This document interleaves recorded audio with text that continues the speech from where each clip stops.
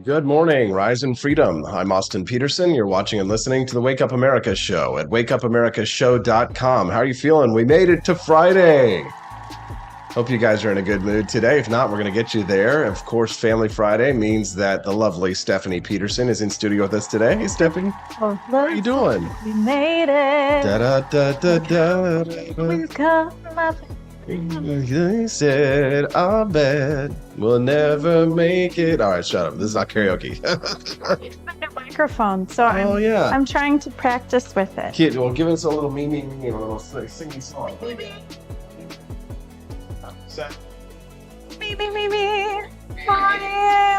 Yes. I think you sound pretty good, but we'll have to hear from the audience. Let us know Is it cut out? Is it smooth? Is it a little bit rough around the top edges? Let us know. Around the edges? Yeah, we got a new microphone system for Stephanie, and hopefully she sounds good, but she definitely looks good, so... Yes, of course. I like you very much. I saw that Studio 314, our buddy, bought a bag of the Franklin roasts. He must have read my mind or something. This is kind of weird because today is that's exactly the one I'm drinking from the AP for Liberty shop. And maybe he has cameras in our house looking at what we're drinking. I don't know. No, I'm kidding. Maybe he's acting our cameras he's gonna get that Steven Crowder moment. But I think I've decided this is my favorite one now of all of them. Wow. They're all good, but this one is my favorite.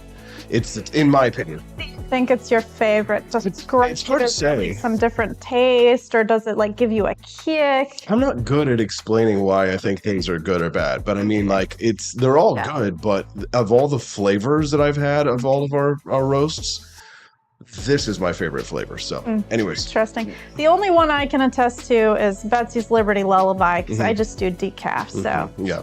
And that one's good. Yes. So I highly recommend it, but it doesn't give you a kick. That's why I might be slightly more tired than Austin this morning. We'll see.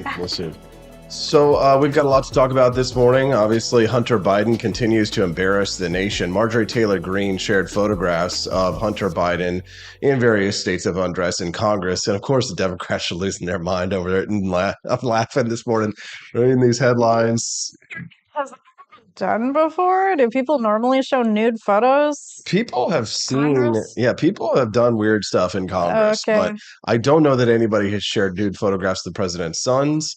But I don't think that there have been such scandalous photos that have existed of people that needed to be outed anyway. We're gonna talk about that here in just a few minutes, as well as this new scandal that could lead to Joe Biden being impeached. It's a bribery scandal. There was a whistleblower that has come forward talking about payments that were made to a Ukrainian oligarch. Or from a Ukrainian oligarch. We'll be talking about that this morning. Ashley A. is joining us this morning, and she says she's laying in bed with all four of us, laying in your bed watching. Good morning to our friends. Who's in your bed? All the kids, children, the little children. Goodness. Yes. So we'll try and keep it PG-13. So it says. Has that son that knows you? Yeah. That's Ashley. See, this is why we like getting to know our friends, our fans, so they can become friends. Getting to know you. Getting to know all about you. Are we the cutest thing ever? Yes. Okay, let's move on. And we're going to talk about this morning skip lagging. This is a new trend where American Airlines banned a teenager from flying with the airline for 3 years because he used this trick to save money on his ticket prices. It's called skip lagging. Yeah, we're going to talk about what that is and kind of how you can get in trouble if you do this, if the airline finds out you're doing it. We'll get to that in a few minutes. And then people sharing the boomer equivalent of avocado toast. So do you know what the avocado toast meme is, Stephanie?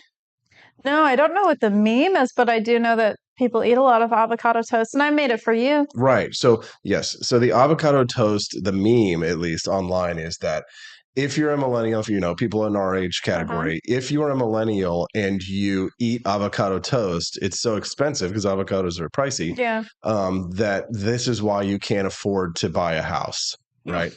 So boomers have attacked millennials online or in person, saying, "Oh, well, the reason why your generation can't afford to buy homes is not because we've spent every penny of yours out of the public treasury and treated it like a trough and destroyed the value of the dollar, the currency, and all that stuff. It's because you millennials, have been eating too much avocado toast." So that's been the problem. It's the avocado toast. So the Sam's Club, you can get discounted avocados. Yeah, for Costco. Yeah. So we're going to talk about the boomer equivalent of avocado toast today. So things that the boomers spend money on that, Seems fun. Not that they don't have money or anything like that. So Ashley says that it's her husband, her 5-year-old, and 5-day-old baby. Okay. Oh my gosh, 5 days old! Mm-hmm. Congratulations! Yeah, congrats. Yeah, they're having a nice little family morning today. It's Family Friday, so just like picturing this family in bed. That is like the cutest thing ever. I know. All right, we're gonna that'll be us one day. All right. So after that, we'd have our 2 dogs in bed too. For sure. Exactly.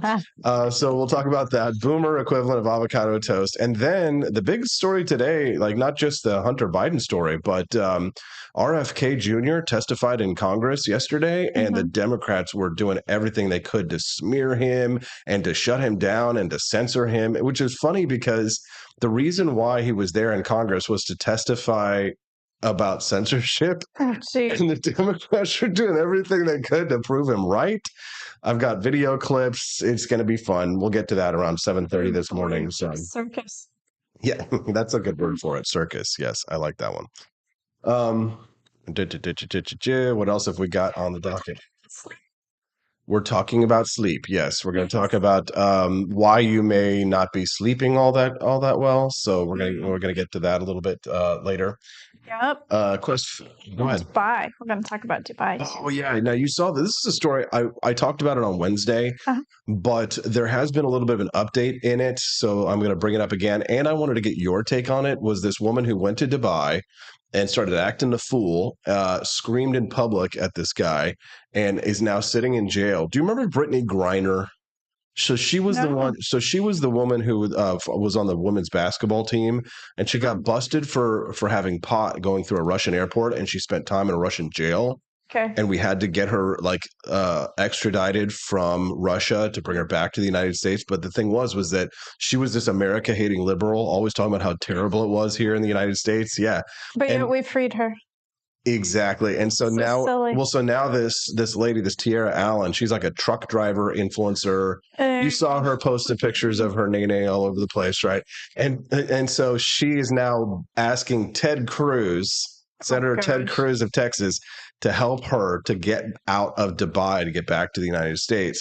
But like more videos have been emerging of her acting a fool here in the United States, in like Mardi Gras in Louisiana, and like behaving in a way that you can't act in Dubai, obviously, but if you act like it here in the United States, it's like celebrated and like, yes, queen, Anyways, we're going to get to that a little bit later in the show. And I do want to hear your take on that one and just kind of like Western standards for behavior of women versus that in Dubai. Levin214 is asking the real questions. Honestly, we're kind of struggling with this one. Stephanie, he's saying, are you going to take your beautiful wife to Oppenheimer tonight? Well, we were talking about that last night. So we're either going to see Barbie or Oppenheimer. Barbenheimer. So Oppenheimer's 3 hours. Barbie is like an hour or 54 minutes, I believe. We both kind of wanted to see Barbie. I mean, that's a lighter movie. It's a lighter movie, but here's the thing. Like, I'm reading this morning. They're already trying to say it's woke, and they're like starting to turn me off from it. They're like, it's a woke. It's a feminist. It's all about feminists raging at men. The whole time it's all about rage at men and stuff like that. So maybe we just need to go see Oppenheimer, so we don't have to feel like we're getting preached to or anything like that. And let's wait for the reviews for the Barbie movie to come out, and then we'll wait for the influencers to tell us how to think. Sounds fine to me. Either one is good in my book. I'll be happy. Yeah, exactly. So, anyways, but if we go to the Oppenheimer movie, we're probably going to go see an early one, or else we're never going to get out. So.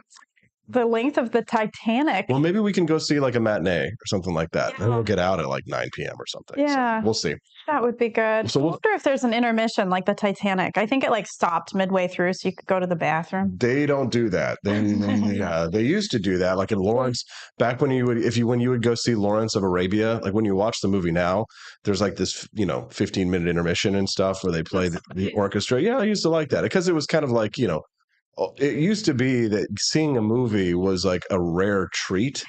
And so they would be longer because like that was kind of your form of entertainment. It reminds me a little bit of like the Lincoln Douglas debates from the late 1800s. Like those debates went on for hours and hours and hours. And it was like and people would sit and watch them because there was literally nothing else to do. It's not like you couldn't like put on your Walkman and listen to music in the 1800s, right? So like in the early days of cinema and like, the 40s to 50s, 3-hour movies, 4-hour movies, like historical epics and things, those were the norm. Okay. So Oppenheimer is kind of like channeling that energy, which I'm down for because me, I love old movies, and as you like Lawrence of Arabia when you saw it, but it was in color, so that did help for sure. If you want to text the show today, you can send us a text at 573-319-1586. That's 573-319-1586 is the text line, so you can let us know what's on your mind today. If you think there's a story that we missed, you can send that over to us. We want to make sure that we hit all of the big news that we can, but of course on Freedom Family Friday, we also try to just keep it a little bit more light and fun and airy. Yeah. Start the weekend being happy, exactly. Not depressed. Exactly. So let's start our day, get it with the depressing stuff, and then we'll move on, okay? All right. Well, maybe it's more laughable than depressing. I don't know. Yeah. Well, so Marjorie Taylor Greene took photographs of Hunter Biden in various states of undress and brought him up in Congress. It was pretty disgusting. But she, the Democrats are tagged for it. I love the headline from like the New Republic and from the Daily Beast, which are both liberal news sites.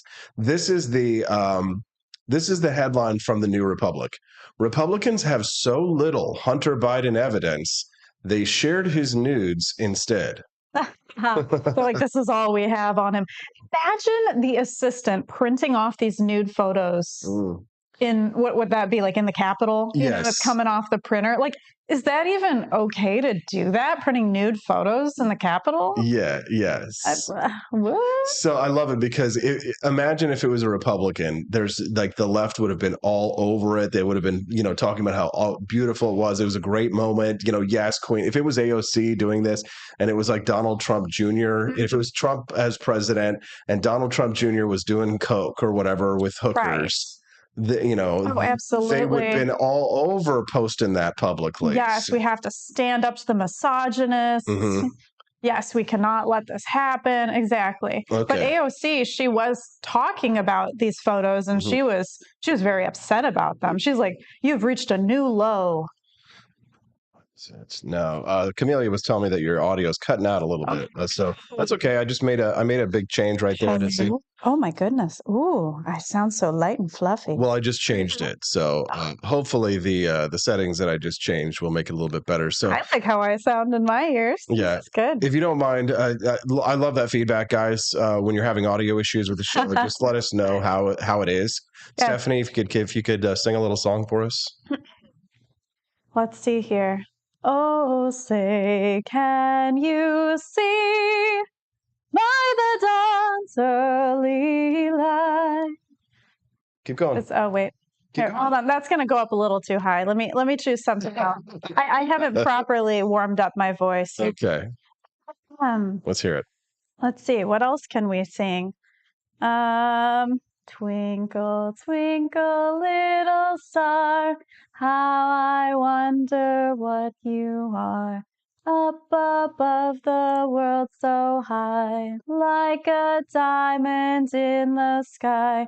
Twinkle, twinkle, little star, how I wonder what you are. I'm sure that just made Ashley's kids happy. Yeah, I hope they enjoyed it.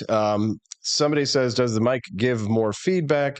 from AP when on the other side. I think it's because you're talking away from the mic talking. It's fine when she faces the camera, but seems to cut out when facing talking to you. So maybe put it on the other side of your thing. Or just like hold it. Can you? This is probably better. You can flip it around. Yeah, I mean, there you go. Is this better when I hold it? It might be. We'll see. Anyways. I mean, I'm fine with holding it. It's okay. Cool. We'll just hold it for a little while, and then when we do a little commercial break, we'll do a. You should cut an intro. That Star Spangled Banner was fire, says the Onion Dip. Yes, Stephanie does have a lovely voice. I think I actually sang the Star Spangled Banner on my YouTube channel back in the day. Mm-hmm. So you can hear the real version. Yeah. Let's get back on track because I know people do like to watch our news show for the news. So Marjorie Taylor Greene posts these news. The headline says. Republicans have so little Hunter Biden evidence they shared his nude instead. I mean, that's kind of evidence, isn't it? Stuff because here's the thing: the big news is that a whistleblower has come out and stated that Joe Biden allegedly was paid millions of dollars through his son Hunter Biden from this corrupt Ukrainian oligarch, right? So the millions of dollars was paid to bribe. They call Joe Biden the big guy. Yes. That's kind of like the code name. Yeah. Mm-hmm. Then but he was vice president at the time. Mm-hmm. So the allegations came out by Senator Chuck Grassley because of a whistleblower. Yeah. And the FBI director is alleged to have hidden this document that showed this corruption with then Vice President Joe Biden. So the FBI director hid it? I mean, isn't that punishable? It should be, but we live in bizarro world in the United States when the FBI can do anything. And the FBI, and I've been saying this for a couple of years now, but I've always believed it, but the FBI, in my opinion, is just an extension of the Democratic National Committee. Mm-hmm. The FBI operates for the express purpose of protecting Democrats. Really? Democratic presidents and Democratic congressmen and women. So the reason why it makes perfect sense because Republicans are hostile to the FBI and the Democrats love the FBI and they love big government and they love, being able to use the FBI to punish their enemies. Okay. So because Republicans, when we talk about, getting rid of the deep state, what are we talking about? Right? We're talking about the FBI. We're talking about the CIA. We're talking about the bureaucracies of the executive branch that we would love to see purged. And so, of course, the FBI is going to react to that rhetoric, and they're going to be more partisan towards the Democrats, which is why you'll see things like, the attacks on Trump and the fake Christopher Steele dossier that was ginned up by Hillary Clinton to try and prove that Donald Trump remember the Russia collusion stuff that went nowhere? They were claiming that he had ties to Russia and all this kind of stuff. It was because of our corrupt FBI. They raided his house in Mar-a-Lago. Yeah. As well, that was because of they claimed that he had these documents that were like classified documents and things like that. Right. Anyways, you can text the show today at 573-319-1586. We'd love to hear from you this morning, today, and what you're feeling about the news of the day. If you're just tuning in right now, make sure you click that like button, especially over on Rumble. We do get a lot of viewers on Rumble, but it's hard to get likes. I think it's probably just because of the way Rumble might be set up that it's just people aren't signed in, so they don't, they don't click the like button. But please, you used to just go out of your way to get out of the little chat and then click like. So it's just extra energy, and people don't have that because if they haven't bought our coffee yet, they're not awake yet. They're not going to feel that energy. So no joke. Drinking Franklin's electric elixir today, and not only is it waking me up as you would think like a shot of electricity, but it tastes amazing. It's definitely my favorite of all of our coffee brands, and I'm excited to bring this to the audience. Studio 314 bought a bag this morning, so I hope he enjoys it, and I'd love to hear everybody has different tastes of what they like, right? And I've tried all the blends, and I think they all taste good, but the electric elixir is to me the standout winner from a flavor perspective. Okay. So if you've tried some of the other bags, maybe today's the day. Try the electric elixir. We'll get there. Bitchmobile over on Rumble says the FBI just wanted an excuse to get into Melania's panty drawer. Yeah. Did they say something like they were in her panty drawer? They really were going. I think they did. Yeah. They go through her private stuff. Oh. Yeah, it's something, but anyway, so we don't know what's going to happen. I mean, the thought is that it's possible that Joe Biden could be impeached from this, but I don't see something like that happen. I think they're only going to impeach Republican presidents from now on, but that's a black pill point of view. So yeah, anyways. And the whole thing about sharing Hunter Biden's photos. I mean, I just looked up today. I didn't realize he's 53 years old. I mean, that is even more gross. Oh, Hunter? Yes. Oh, yeah. Hunter is 53 years old. And he's still running around. What is he doing? And he's still running around. I can't imagine how crazy he was when he was in his 20s. I mean, oh, dude. Was he just like living at like a nude beach or something? Yeah, he's always been kind of a crackhead. Okay. Well, he was in the military. Oh, my. But he got kicked out of the military. I can see why. Yes. Because he was on cocaine. So they caught him doing that. See, Joe Biden had another son, though, that died from cancer. Oh, my God. Beau Biden. Okay. And I mean, Beau. Talk about the wrong kid dying. Because Beau was actually... Beau was like the good son. Beau was like not a crackhead. A prized child. He was. And so you got to know that Joe Biden, and I know this is an evil thought, but it's a reality, whether we like it or not. You got to know that Joe is like the wrong son totally died, because he may get, if he does get impeached, then it will be because of his crackhead son making all of these mistakes and leaving a paper trail of payments. And not to just get too big in the conspiracy theory, Stephanie, but I believe that part of the reason why the elites want us to be involved in defending Ukraine over in the Middle East, or not the Middle East, and over in the East. Yeah. Is not because of our like big-hearted, oh, we feel so bad for the Ukrainians. It's because the allegations from this are coming out of Ukraine. I think there's probably a lot of evidence in Ukraine. And I think that probably they want us to be involved over there because they don't want Russia getting a hold of any more documents or any more evidence. Imagine Russia holding up nude photos of Hunter Biden on the television. Well, here's the thing. Well, we've got plenty of those. I mean, the laptop from hell. But imagine if Russia gets far enough into Ukraine to be able to gain access to information that proves that there are money laundering operations going on there with Joe Biden, the president of the United States. I mean, just imagine what Russia is going to be able to do with that kind of information if they get it, right? It'll be juicy. Juicy. The guy that the FBI talked to, so the informant, he did say that he gave $5 million to Joe and $5 million to Hunter. I guess they each wanted $5 million. Right. So it was $5 million for the big guy. So Hunter would get some, and then the big guy, Joe Biden, would get some, and that's how it goes. Right. Scary that buying the VP of the USA took so little money, says Kermode Bear. You'd be surprised, man. They will do it for a nickel. They'll sell us out for $1. Hell, they'll pay us. They'll pay other people to sell us out. I just can't even relate to this type of evil. I know, because you're just too sweet. You just got such a sweetheart. You're not like people in Washington, D.C. and I may never try again to try and take you there. Right. Good morning. Beau versus Hunter. Let the walk hard comments begin. The wrong kid died. Very funny. Did you ever see that movie, Walk Hard?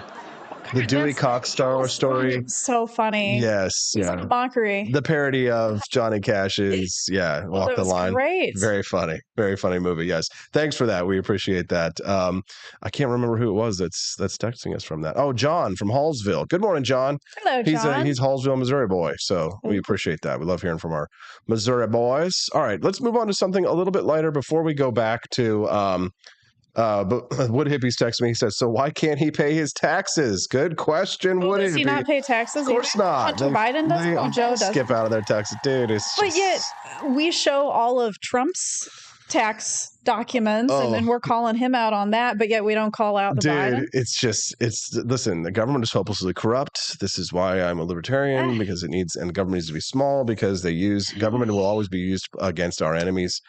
Against the enemies of the government, which are people like us.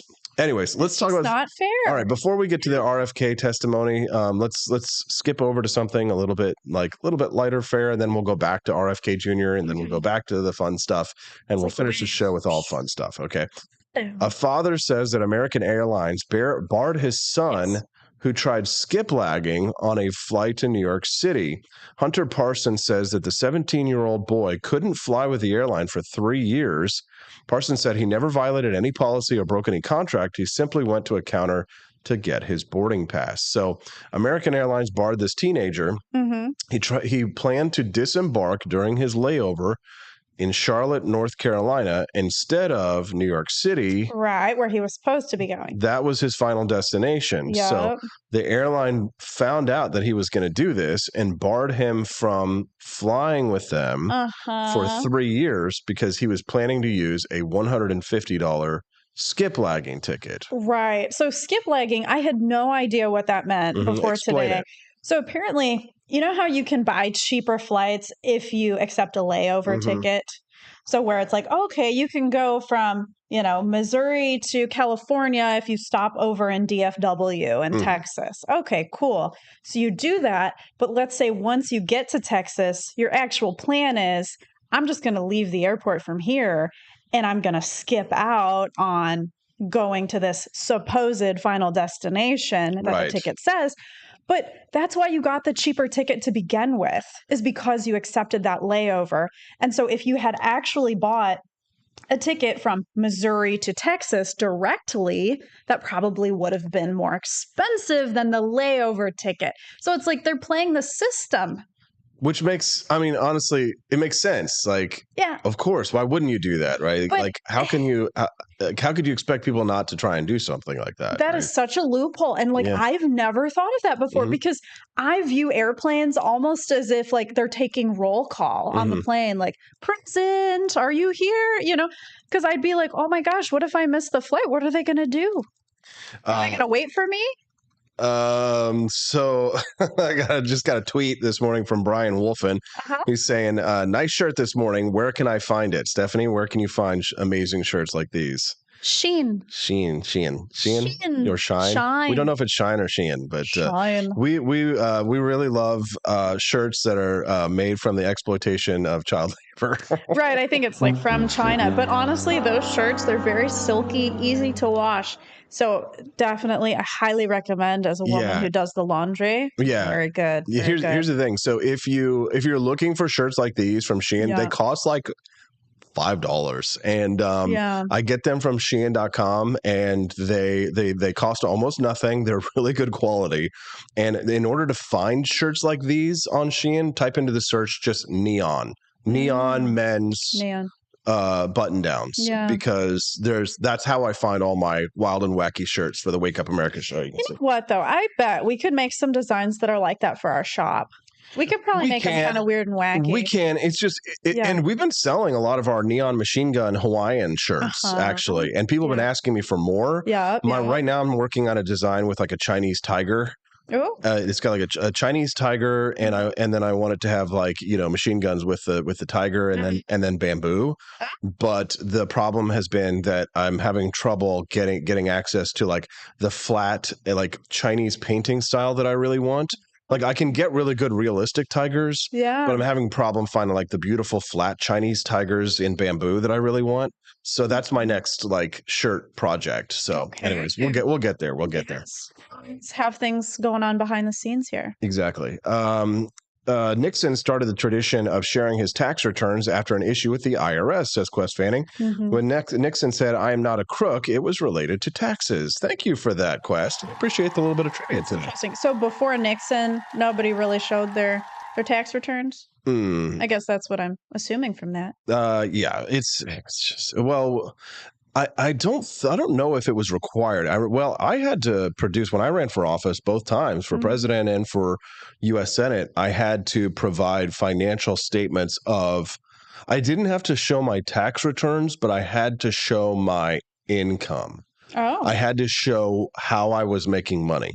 Why does that matter? What if you were making no money and you were unemployed? Well, so when you run for office, you are legally required to disclose your payment sources.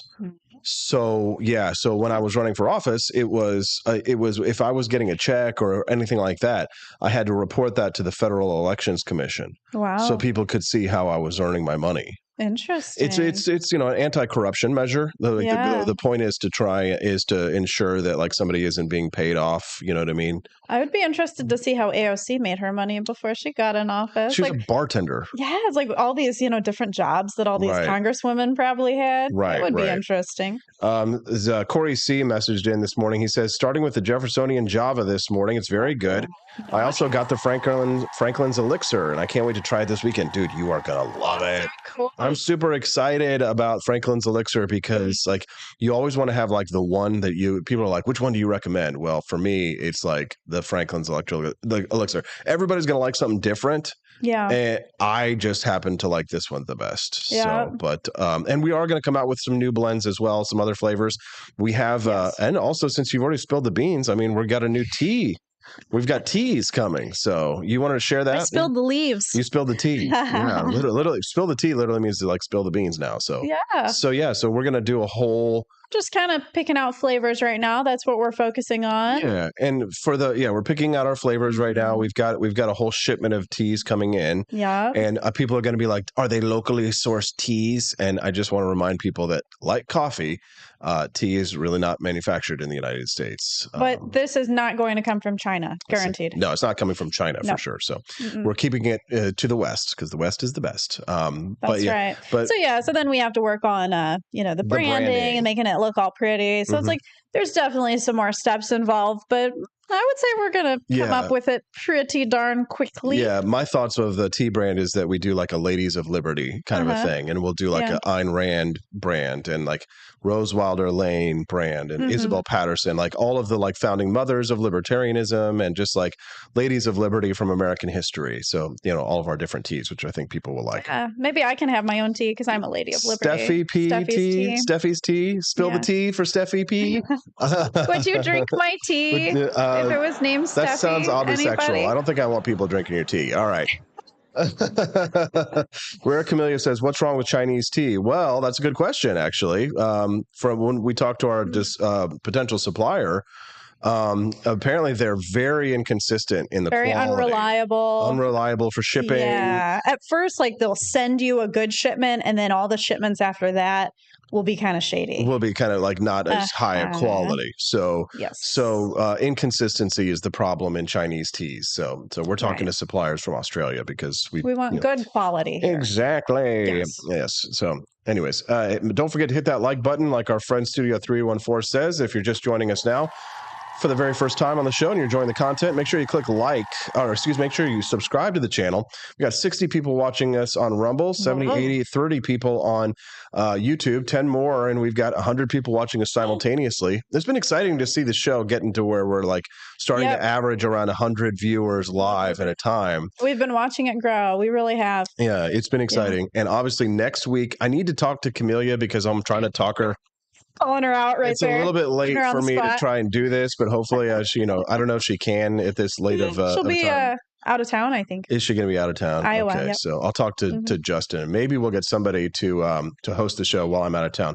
The problem is that it's really difficult technically to pull this off. Yeah. And also because it's a big time commitment and all that. So we'll see. But somebody messaged me on Instagram last night. I kid you not. Listen to this. Huh. This is the message I got from somebody last night from Appalachian Ape. He says, AP, my work days suck in the Florida sun when I don't have the show. Aww. Maybe edit up some reruns of a best of for the guys like me who tune in every morning. Oh my goodness. It's your pal. So it's part of the routine. I mean, people need it. I understand that. We'll do my best. All right. Let's see. What's next? Oh, so we talked about skip lagging. It's time for us to move on. Yeah. So anyways, I mean, would you do that? Do you think you would seriously like buy a ticket claiming that you were going somewhere and really get off? I don't really have the luxury anymore, like, to do things like that because, and the reason why is because like, so I'm not just saying this to kind of like brag, but like Steffi, this is true. You can back me up on this. I pretty much get recognized everywhere we go. Yeah. So I'm not like, famous to the point of like, ridiculousness. Yeah. But like, it doesn't matter. I mean, we travel around the country in different places and like at least one person goes, It's very true. You know, hey, Austin, can I get a picture with you, etc. Right? So it's like trust me, it's the lowest level of fame possible. I'm not like thinking I'm amazing or anything like that. It really is life on the D list. I mean, even Kelvin gets recognized. He was recognized on the street. But that happened here in Jeff. That's a little different. But they recognized Calvin before they recognized me. Isn't that funny? But I can't do things like these because stuff like this. I can't take risks like these because, you know, it could become a story. You know what I mean? I don't want to be the story. The problem is every time there's a negative story about you when you have like this kind of career, it hurts your Google search engine results. And then you got to rebuild yourself up with positive stories. And you have to like do all these positive. Yeah, exactly. Because there's a lot of negative stories out there about me online, and it takes time for them to go away and to go further down in people's feeds when they search for your name online. So, but if you, for example, if you type my name, Austin Peterson, in Google, and I'm sure people will do this now, like there will be like at least 1 or 2 hit pieces that will pop up like on the front page of results for Google. So, I mean, I'm a really good stalker, and I never found anything bad about you. Really? Yeah. That's why I liked you so much. I'm like, I'm really good at digging and I can't find anything. So this guy must be good. You probably just ignored the hit pieces that came out. Anyways, Robert F. Kennedy Jr. testified in Congress yesterday and in talking about censorship. Let's take a listen. You screaming, you're going to scream louder. It is Anchor Man, not Anchor Lady, and that is a scientific fact. I don't know. Bioengineered. Well, here we go. What's going on? Hold on. Sorry. Match. You floated a baseless conspiracy theory that the coronavirus was bioengineered to target Caucasians and black people. You're misstating. No. I quoted what you said earlier, and it is directly what you said. So just ask me yes or no. I was describing an NIH-funded study. No, you didn't cite any. I was describing an NIH-funded study by Cleveland Clinic scientists. Reclaiming my time. Please ask the witness to stop talking. You asked me a question. Reclaiming. Allow me to answer my question. You are slandering me incorrectly. You're saying it's dishonest. And Democrats slung every disgusting smear they could at him. Watch. Robert F. Kennedy Jr., who peddles anti-Semitic tropes and baseless, xenophobic conspiracy theories, which together are directed at the Jewish community and the Chinese American community, is unbelievable. Robert F. Kennedy Jr. is a living, breathing, false flag operation. Democrats were attacking RFK Jr. here because earlier this week, he cited a study claiming COVID affected whites and blacks more than it did Jewish and Chinese. Primetime doesn't know anything about that, but that's not the point. We don't even know if RFK Jr. believes that. We just know he cited a study, and now Democrats are calling him a racist anti-Semite for citing a study. They said RFK Jr. has triggered hate crimes against Jews and is a bigot and traffics in anti-Asian hate. And then they slammed him for anti-vax conspiracies. What Democrats didn't do is listen. Anyway, so let's continue on here. This is testimony of RFK Jr. in Congress. This is his actual testimony. Take a listen. Okay, I was like, what does this have to do with censorship? Take a listen. I was censored not just by the Democratic administration. I was censored by the Trump administration. I was the first person censored by as the chairman pointed out, by the Biden administration 2 days after it came into office. It ordered a truthful, and by the way, they had to invent a new word called malinformation to censor people like me. There was no misinformation on my Instagram account. Everything I put on that account was cited and sourced to peer-reviewed publications or government databases. Nobody has ever pointed to a single piece of misinformation that I publish. I was removed for something they called malinformation. Malinformation is information that is true, but is inconvenient to the government. Did you hear that? So do you understand that concept? Oh, I never really knew what it was before. So So it's inconvenient. Yeah, so disinformation is information that is incorrect, and is used purposely to try and confuse a point. Right. Misinformation is accidental wrong information, so things are sharing like mishearing things or what have you. But malinformation is a new term that the government has come up with. Oh my word! In order to censor opinions during the coronavirus that turned out to be correct. And so malinformation is the government saying, yes, this information is correct, but it's inconvenient to us. And therefore we need to censor it because it is malinformation. It's not disinformation, right? Wrong information planted on purpose. It's not misinformation, wrong information on accident. It's malinformation, information that is true but harms the government's point of view. Let's continue. I just can't even. I know. Let's continue. They don't want people to hear. And that's antithetical to the values of our country. After I announced my presidency, it became more difficult for people to censor me outright. Yes, so that's now true. I'm subject to this new form of censorship, which is called targeted propaganda, where people apply pejoratives. That's Dennis Kucinich sitting behind him right there in Congress. For those of you who are, watching the video right now. That's an old name. Yeah. He's been there for a while, hasn't he? He was a congressman for a little while, kind of an anti-war Democrat for a bit. The interesting thing here is about this whole situation scenario. I don't really like RFK Jr., but I like what he's doing here in Congress for sure. Sure, we don't always agree with conspiracy theorists, but they have a right to speak. Yeah, absolutely. But he makes a good point there too. Like, so me getting suppressed on social media, it's harder for them to suppress me when I'm running for office. Yes. They do it. Yes, they did. Yeah, and they did do it. Twitter did it, and Facebook did it.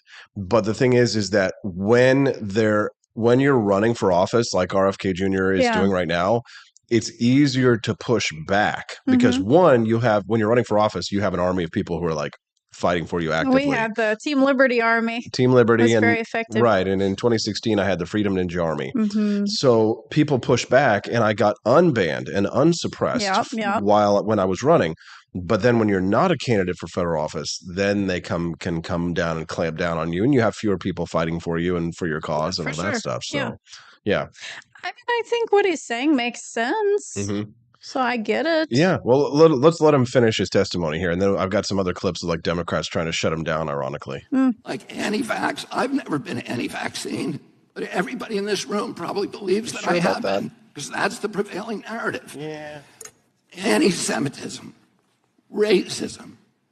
These are the most appalling, disgusting pejoratives, and they're applied to me to silence me, because people don't want me to have that conversation about the war, about groceries, about inflation, about the war on the middle class in this country that we need to be having. Good points. And by the way, I want to say this while I'm on the record, that in my entire life, and why I'm under oath, in my entire life, I have never uttered a phrase that was either racist or anti-Semitic. Okay, there it is. So. I mean, I guess I can kind of be in the spotlight right now because go ahead. I'm an Ashkenazi Jew. Yeah. I'm not offended by it. I mean, when I heard it, I was like, really? Yeah. Are our genes that strong? That's awesome. Well, it's a little confusing. Here's the thing: we don't even know if this is correct. There's one study that points from the Cleveland Clinic. Right. There's one study that shows that coronavirus may be less effective at impacting Chinese and Ashkenazi Jews. Okay. Right. It may be more effective at affecting blacks and whites.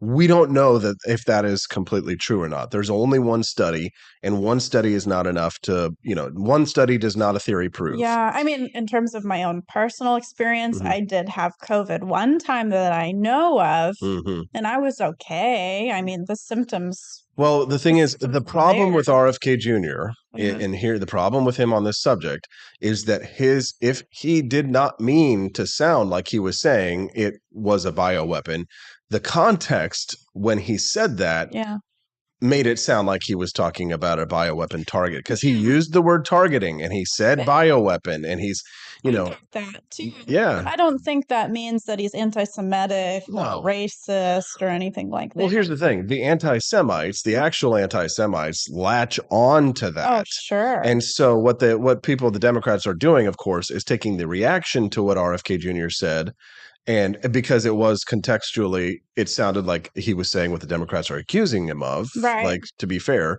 But the anti-Semites, the Nazis, a lot of them that I follow online, just because I like to track, what the bad guys are up to, they were like, oh, yes, based RFK Jr., it's true, because they believe in the Jewish conspiracy that, that you, Steffi, are trying to take over the world and or that you already do. Exactly. Now, you did come with a little bag of Jew gold that all Jewish women come with a nice little bag of gold and silver. It's my dowry. It's your dowry. But well, people were saying, why would they save the Chinese and the Jewish people? Why just them? And I was like, well, I mean, the Chinese people need somebody to eat the bread rolls on Christmas. That's hilarious. I do. It's funny stuff. Cahoots with each other, us and the Chinese. The Jews and the Chinese are all that's the thing about with the actual anti-Semites is, like, it doesn't matter what it is, it's always the Jews, right? No matter what it is, it's always the Jews. Something bad happens, it's the Jews. Something good happens, South Park episode, like blame the Jews or something. No, it's Canada. Oh, blame Canada. Never mind. Same thing. Blame Canada. Blame Canada. We're just that awesome and successful. I'm sorry. That's what I'm saying. At some point, is kind of like, if the Jews really are that, like, super capable, maybe they really should run the world. At some point. Jewish president. Exactly. We had a Jewish governor here in Missouri, but it didn't last very long. I do know him. We won't get into that. So Sarah Palacio says, I freaking love you, Steffi. Good to see the love this morning. Yeah. We hope to hang out with you at some point, Sarah. And this might be a good time for you to remind everybody about the the Cantina Crew float trip. So a lot of you have not RSVP'd yet that you're going. You're just saying you're interested. So we definitely need some confirmations here. So our float trip is at Bass River Resort on August 12th, which is a Saturday. And we all meet at 10 o'clock at Bass River Resort, and then we'll float by 11. And we're also going to have dinner that night before, Friday night at 6. And we're going to have dinner on that Saturday night after the float trip around 6 o'clock as well. So Austin and I were going to be spending the entire weekend, Friday through Sunday, there in the Bass River Resort area. So we would love to hang out with all of you. I'll have to put the Facebook event group in the chats for Rumble and YouTube so that you all can RSVP, or even DM me and let me know that you're coming, just so that I know to expect you for dinner reservations or know to wait for you when we're at the float trip. Yep, for sure. Pyramid 7 over on Rumble it's Pyramid joining us. He says, just don't mention holy war here on Rumble. Yeah, remember did you hear me talking about the Nick Fuentes speech the other day where he says we need to declare holy war on the Jews and all that kind of stuff? I missed most of that, but I would think that stuff was anti-Semitic. All the stuff Nick Fuentes said. Well, that is anti-Semitic, right? Like, with RFK Jr., it's like, okay, is it anti-Semitic? It's like, not really, right? Anti-Semites latch on to it, so they're like, oh, well, it's anti-Semitic. Right. So what is this holy war thing? What is this holy war thing? So, well, Nick Fuentes and his followers, he's got like this Islamic brother called Sneeko that he runs around with. I know. So this is the internet. No. Islam, but not Judaism? No. Okay. No. It's like Sneeko is a Muslim who is like in bed with here's the thing. So like Hitler, he actually like had Arabs on his team. Yeah, there were Arab Nazis. Yeah. I mean, they obviously aren't Aryans, right? But there were Arab Nazis that they didn't do a whole lot in World War II. They conducted like a few operations, but so he liked Arabs. I mean, and here's the thing: the Nazis weren't really Christians. Like they some of them. I mean, the Wehrmacht, like the rank and file of the German army, were Christians, right? Because they were Germans, so they were Christians, a lot of them. Yeah. But and like there a lot of like anti-Semitism is tied up in like Orthodox Catholicism because you killed Jesus, obviously. Right. You personally, Stephanie, you, Jacques. Yeah. Do I look like a murderer? You look like a Jesus killer to me. Oh. But the Nazis were pagans at the top, like the inner circle of the SS and of the people who were surrounding Hitler. They were all pagans. Like I've shown you documentaries of some of the like occult stuff that went on with the Nazis. There were a lot of cross-dressing Nazis. There were a lot of cross-dressing Nazis, which is funny too, because like when you look at a lot of these like Fuentes followers and things like that, they're so obviously incels and homosexuals, many of them, right? And it's like it always strikes me as hilarious because it's the same with like Hitler, where he was like obsessed with the Aryan ideal of like the Ubermensch, the blonde, blue-haired, blue eye, and all that stuff, or like white, blonde hair, blue eyes. Why did he dye his hair blonde? Well, you would think, yeah. Well, and he was supposed to be the Superman, but he was a vegetarian, which is such a bonus hole. He loved animals, which is such a bonus hole kind of thing to do nowadays. Like, you know, the Nazis of today, like the modern Nazis and of like, you know, Fuentes and others, they're all about like being the Superman, the Ubermensch and stuff like that. And being, you know, being buff and working out and all this stuff. But like Nick Fuentes is like this sunken chested, like little, like half Mexican boy. Oh, is he? Yes, he's Hispanic. Yes. Yeah. Fuentes. Yes. So, you know, so there it is. Multiracial white supremacy. You've got it right there. So can he really be racist since he's Latino? That is the question. He's a minority. That's a great question. He can't be racist because he's a minority. Oh, yeah. Oh, also, don't forget, the Night Prowler 636 says the Nazis were pagans, yes, and we all killed Jesus / Yeshua. That's the Christian view. Who's we? Oh, well, like the Christians killed him too? The Christian belief, the Christian belief that's non-Catholic is, I mean, some Catholics, you know, are anti-Semitic and blame the Jews for killing Jesus. But in fundamentalist traditions, in the non-Catholic religions, there is the belief that because of the concept of original sin, all of humanity is responsible for the death of Jesus because Jesus died for our sins. Yeah. And therefore, it is our sin that is the cause of Jesus's death. Okay. Right. Which is a good way to kind of rope people in. I kind of like that better. I like that better than saying just the Jews. Yeah. That it's just the Jews who killed Jesus. Be part of everybody. That everybody has to take a little bite of the forbidden fruit. Well, it's actually, you know, it's your fault, the women's fault, that we all have to suffer and sin because it was Eve that took the bite of the apple and the fruit of the knowledge of good and evil, which is, you know. Yeah. It's the forbidden fruit. So really it's the women of all religions. Yeah. Well, they're to blame. Yeah. Well, yes. And you also, the reason why you all bleed is because you are, that was part of your punishment. Huh. So God punished women. That's cool. It's cool. Wow. That's childbirth too. Childbirth is punishment because it's so painful. So men don't have to feel that. All they can feel is that pleasure, right? Yes. This makes so much sense. Kermode Bear is saying, Austin, stop, please. Please stop. We are going to have another hour-long theological argument in chat now. No. Okay, we don't have to talk about Michael Armstrong says, all religion is horse apples. How about we begin there? I'm with you on that one, Michael Armstrong. Michael Armstrong, fellow brother. I got you right there. It's all myths and you know. It's really interesting. I don't know. I find it interesting too, but it's all good. I'm trying to be positive here. Yeah. All right. Okay. Do you want to talk about something else? Yeah. I agree with Michael Armstrong 7. You're in the right place, dude. This is. I have lots of religious friends, and you know, I have lots of Christian friends, lots of Jewish friends. Don't have any Muslim friends because they're like none in Missouri. A lot of Muslim and Indian friends, but in Michigan. I tend to be a very get along, go along kind of person. But I did offend a Scientologist the other day. I'll tell that story later. Oh boy. But Michael Armstrong 7, I myself am an agnostic, right? So I don't know if there is a higher power, but I don't like actively believe there is one. Yeah. So that's an agnostic. I can't prove there isn't one, but I can't. I'm just spiritual. I'm like one with the earth. When the moon is in the 7th house and Jupiter aligns with Mars, then peace will guide the planets and love steer the stars. This is the dawning of the age of Aquarius. Age of Aquarius. Aquarius. Aquarius. Harmony and understanding.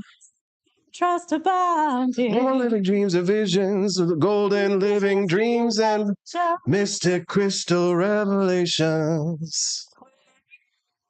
Oh, Aquarius. That's high. Yeah, we screwed. Yeah, if we're blowing out your eardrums. Yeah, it's the real test of this microphone. Yeah. I was trying to pull it away. Yeah, for sure. Glad to have you all here today. If you're enjoying the content, we're just being a little silly. It's Family Friday, so we like to have a lot of fun.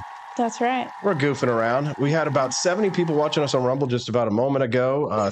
Yes. Are you kidding me? Yeah, we definitely lost a few viewers on that one. I'm just kidding, but. And then over on YouTube, we've got about 30 as well, so about 100 people. Okay, we'll stop singing. Yes, for sure. Sorry about that. Today's episode was a surprise musical. LOL, says L-Dubs. Exactly. Thank you. Hey, we'll do song requests for Super Chats. Yes. Ashley A says she agrees with Steffi. There is something, but I don't know that mankind has it right anywhere. Glad to have you here. Good morning, Joni Rankin. Nice to have you here. Michael Armstrong's making me laugh over here. He says, more level-headed people love Jews and the Japanese who are awesome, right? So for me, my favorite is like, in terms of like who I like, the religions that I like in the order of preference, it's agnostic, the top, of course, which is me, atheist after that, then it's Jews, then Christians, then Muslims. Mm-hmm. And then, of course, all the other religions you could kind of like sprinkle in. Like Buddhism for me would come before Jews. I thought I liked Buddhism until I went to Japan. You did with the Shinto. You just got weirded out. To a shrine. You just got weirded out by the Shinto shrine that we went to. This is Buddhist. It was kind of like Shinto. Cultish. It was like Shinto / Buddhism. It was, yeah. Anyways, it is weird. I mean, anyways, let's stop talking about this and talk about other things, shall we? In key, better than AGT. Not quite sure. Stephanie, we got to talk real quick about our friends over at Lear Capital. For the people who are tuning in right now, the Wake Up America show is brought to you in part by our friends over at Lear Capital. And they've got a really good deal going on right now where if you buy an ounce of gold, you get an ounce of silver for free. Nice. So it's a really good deal, but you got to call the number that you see at the top of your screen in order to get that deal. Write that number down because as soon as the commercial is over here, and we are doing this live, FYI, it's not like we do our commercials live reads. That's right. Susan knows legit us. You call that number, write it down right now, and then you can give them a call after the show, and they'll send you some more information about how to invest in gold and silver and ask them about that promotion and how much longer it's going to go on, because if you're thinking about buying anytime soon, then you want to lock that in. So 1-800-885-2175. That's 1-800-885-2175. That's the phone line that you want to call today. If you want to get more information about investing in gold and silver, visit learaustin.com. That's LEARAUSTIN.com to get a gold and silver information packet. Every time you sign up for one of those gold and silver information packets, Lear Capital puts a notch in the positive mark to continue to sponsor us. And they have sponsored us for like 6 months now, which is amazing. Nice to us. They love us. And, it's not like we're not selling tons of gold, right? Because we don't have a huge audience. It's pretty expensive. But silver is definitely affordable. I have bought a lot of silver. Yeah. So. Yeah, and we know that not everybody has $1,000 to drop on gold coins and things like that, So but or you'll more so be spending like $20 to $30. But here's the thing, you probably put $1,000 in your retirement account, and so you can do that. You can buy gold and silver and put it in a Roth IRA, so you get the advantages of the Roth IRA, and you're investing in hard metals, which you can take possession of at any time if you want. Win-win. It's the safest thing ever. I mean, I am risk averse, so if Steffi approves of this, then it's pretty trustworthy. Yeah, for sure. Absolutely. All right. If I'm always expecting music when the Petersons are both in studio, says Quest Fanning. Very true. Very true. And Pinoy Gal joining us this morning says, if the reality is that Jesus is who he said he was, could be proven to you, would you become a Christian? I mean, absolutely. I mean, oh my gosh, yes. I have to say, if the sky literally opened up today and was like, hello, this is the truth, I'd be like, take me. I'd probably be like, wow, that was some really good Delta 8 I got from Shell Shock CBD. But yeah, something like that. Some kind of incontrovertible evidence. Absolutely. Yeah. Because that's really all the thing that's holding me back, because, just the lack of evidence. Right. And like, there are a lot of, like, some people have described me as a better Christian than people who are actual Christians, because I was raised a Christian, and, I believe in a lot of Christian values, not all Christian values. Like, there's a lot in the Bible I disagree with that I don't live according to, right? Because, everybody at the end of the day cherry picks, even if they say they don't, right? They choose which laws to follow, which the most religious of all of us. Exactly. Even like the most hardcore of Orthodox, will not follow commandments to the letter. I mean, I know that we can't, but anyways, we're not going to get into theological discussions, Scott, for God's sakes. We are going to talk about avocado toast. Are you ready for this story? Yes. Grixis says, is this a Jewish-owned gold and silver company? I don't think so, actually. I don't think so. Yeah, for sure. I don't think so. Hitler was a painter too, kind of like Hunter Biden. Somebody texted in. Very funny. He's an attorney, a businessman, and an artist. Ashley A says, if Jesus' story could be proven, I just don't know if I'd still trust the Christian church. First, the Bible wasn't written down for 300 years and has been tweaked and repurposed by man for 2,000 years. Boy, Ashley. Imagine a story being carried on for 300 years. I mean, I can barely remember what I did last week. So it's like, how can I tell a story about something that happened 300 years ago? Yeah, no, good point. Don't trust me, that's for sure. All right, so we're going to take a quick little break. I'm going to adjust Steffi's mic so she doesn't have to hold it the whole time. Okay. And when we get back from this break, we're going to talk about the avocado toast equivalent for boomers when we get back on the Wake Up America show at wakeupAmericaShow.com. Donald Trump and I approve this message. Believe me, Austin Peterson is the best. He's got the greatest Wake Up America show I've ever seen. Whenever I tune in the mornings and watch the live stream, let me tell you, he has got the absolute best content. I love his guests. It's just a total blast to watch, and I highly endorse and recommend the Wake Up America show. It's terrific, believe me.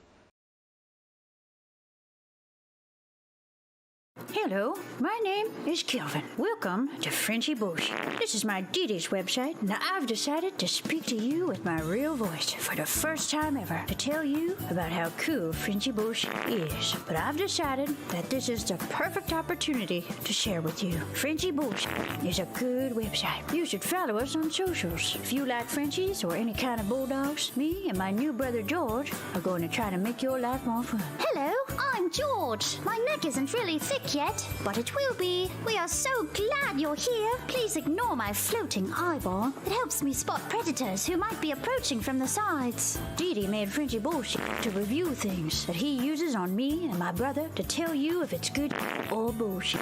Take this collar, for example. Didi really likes it. Didi said it's really handy because us Frenchies got thick necks. Need something really tough. People think Frenchies are little, but if you look at us from below, you can see we are really pretty buff.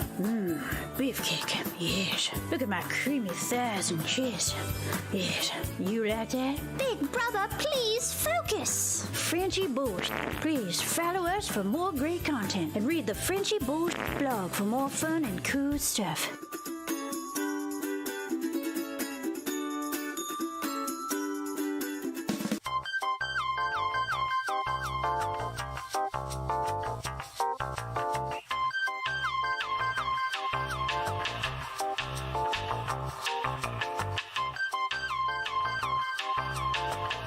I'm a public defender. I am a public defender. I'm proud to be a public defender. 80% of Americans accused of a crime will get appointed a public defender. Everybody from a speeding ticket to capital murder. For every $1 we spend on public defenders, we spend $3 on prosecutors. Public defenders have to do pretty much everything on their own. Social workers, counselors. Investigating is another piece of it. The average public defender holds 300 cases annually. You never feel like there's enough time. Public defenders have health issues all the time. A lot of people give up and say, I can't do this work anymore. Gideon's Promise trains, mentors, and supports public defenders.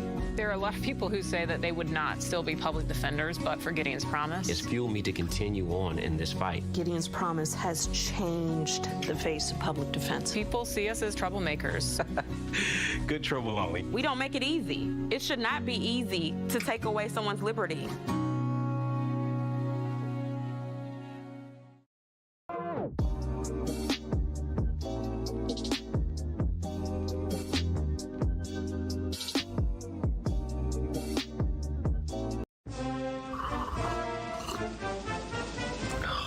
Tired of spending your hard-earned money on woke corporations that don't share your pro-freedom values? Fed up with sipping liberal lattes and progressive cappuccinos? Introducing Founding Flavors from AP for Liberty Shop. Get your day started with Washington's Revolutionary Roast. As robust and principled as the man himself, this blend is the shot of energy heard round the world.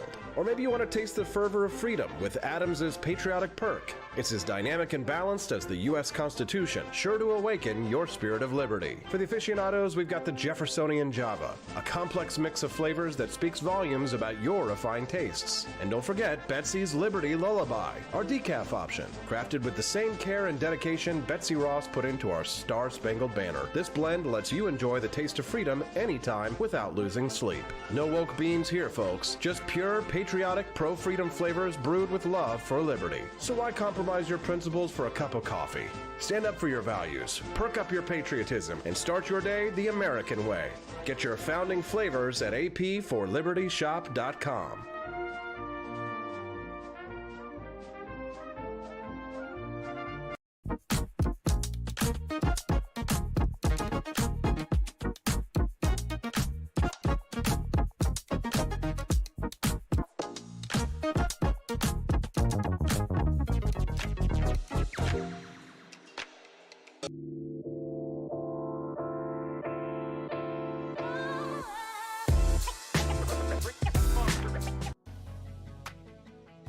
Good morning, Rise and Freedom. I'm Austin Peterson. You're watching and listening to the Wake Up America Show at wakeupAmericaShow.com. Glad to have you here.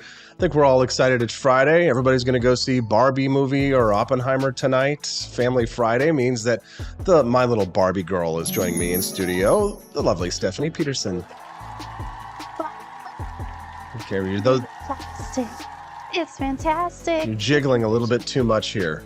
Oh, if you were in Dubai, they'd throw you in jail for that jiggle. I know. I'm channeling my inner 9-year-old self just to sing in front of the mirror with my brush and act out all of the words of the Barbie song. Okay, well, I won't tell you what I did with my brother's Barbie doll when I was a kid, but if you're just tuning into the Wake Up America show, we're glad to have you here. Make sure you click that like button and subscribe to the channel if it's your first time watching us and you're enjoying the content that you see, because the Wake Up America show is every Monday through Friday from 7 a.m. to 9 a.m. Central Time. You can get the show on Rumble, on YouTube, Facebook, Twitch, wherever you're watching us this morning. We'll be glad to have your subscription so that you can get updates whenever we go live. Again, that we keep that regular schedule, except for next week when I think I'm only going to be able to do Tuesday or Monday, because we do Tuesday. We're leaving Tuesday, right? No, Tuesday or Wednesday? Wednesday. So Monday and Tuesday. Monday, Tuesday. We leave Wednesday morning. So probably, yeah, we will not be able to do Wednesday morning. So Wednesday, Thursday, Friday of next week will be out, because what are we doing? Unless, like, on the road, we could do a live stream or something. Well, we could do live streams. We could do live streams, but probably not on the road. So, anyways, the Wake Up America show is brought to you in part by viewers and listeners just like you. Make sure that you check out our website at apforlibertyshop.com and get a delicious bag of coffee. Today I'm drinking Franklin's Electric Elixir. Yeah. It is my favorite of all of our coffee brands that we've created so far. Just full body, delicious, medium roast. Check it out at ap4libertyshop.com. And don't forget, when you see the price, you're like, oh my gosh, it's a little bit higher than what I buy. If you're buying $6 Folgers at the store, I can't compete with that. Right, but we bring premium coffee and we offer free delivery in the United States. Yeah, it's a very competitive price. So, yes. I mean. Yeah, because we do look at our competitors and see what we're pricing, and it's like about the same. Yep, especially with the shipping. So see, if you get confused and you're like, oh no, yours is way higher, look at the shipping of other companies. Right, yes. Check out their shipping costs, and their shipping will be actually a little higher. Mm-hmm. One thing about this too is if you buy more than one bag, you can get a significant discount. Yep. Because there are 2 pages on ap4libertyshop.com.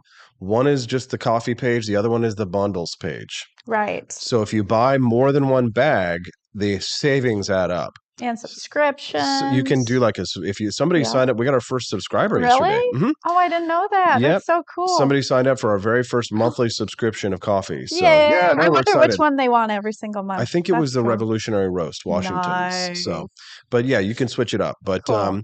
But yeah, check that out at ap4libertyshop.com. My highest recommendation goes to the electric elixir because it is the tastiest in my opinion. For me, everybody likes different stuff. So a little bit of avocado toast with your coffee. So I explained to you a little bit earlier, Stephanie, the meme of avocado toast and why it's a meme, because it's kind of like a millennial fad, and boomers say that that avocado toast is expensive. And so they say this is the reason why millennials can't afford to buy homes because of our consumption. And because, speaking of coffee, people will buy $11 frappuccinos. You know what I mean? Lady yesterday who was she was on 90 Day Fiance. She was buying an $11 it was a matcha latte. Right. Yep. So people will say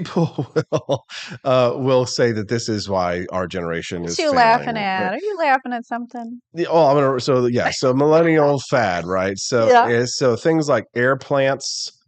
Oh yes. I have had one of those. Air plants, chevron pattern rugs.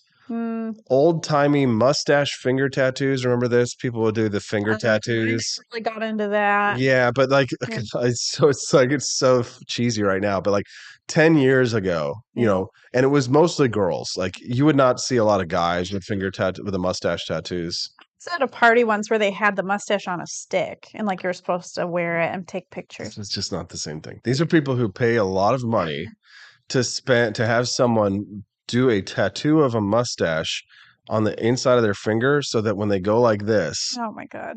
You know what I'm talking about, right? Now I do. I didn't realize it was a tattoo. Going like this makes me want to do the Hitler voice.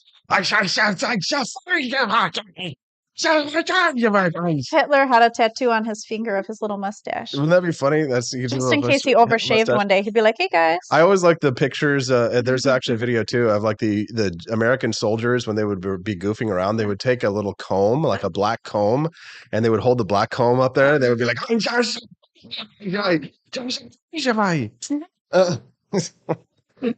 anyways, so the reason why I'm talking about this post is because the question, what is the baby boomers equivalent right of avocado toast, right? What was the thing that in their generation they spent an inordinate amount of their disposable income, or maybe not disposable income on? And the first thing that was on this list were prawn cocktails. I didn't even know that was a thing. I did, but I mean, you just don't see them around anymore. Now people do shrimp cocktails and things like that, but prawns are massive shrimp. Yes, I think we had prawns when my family was in Spain. Oh, you did? In paella. Yeah, prawns are gigantic shrimp. So wait a minute, why was your family eating shellfish at that time when you were in Spain?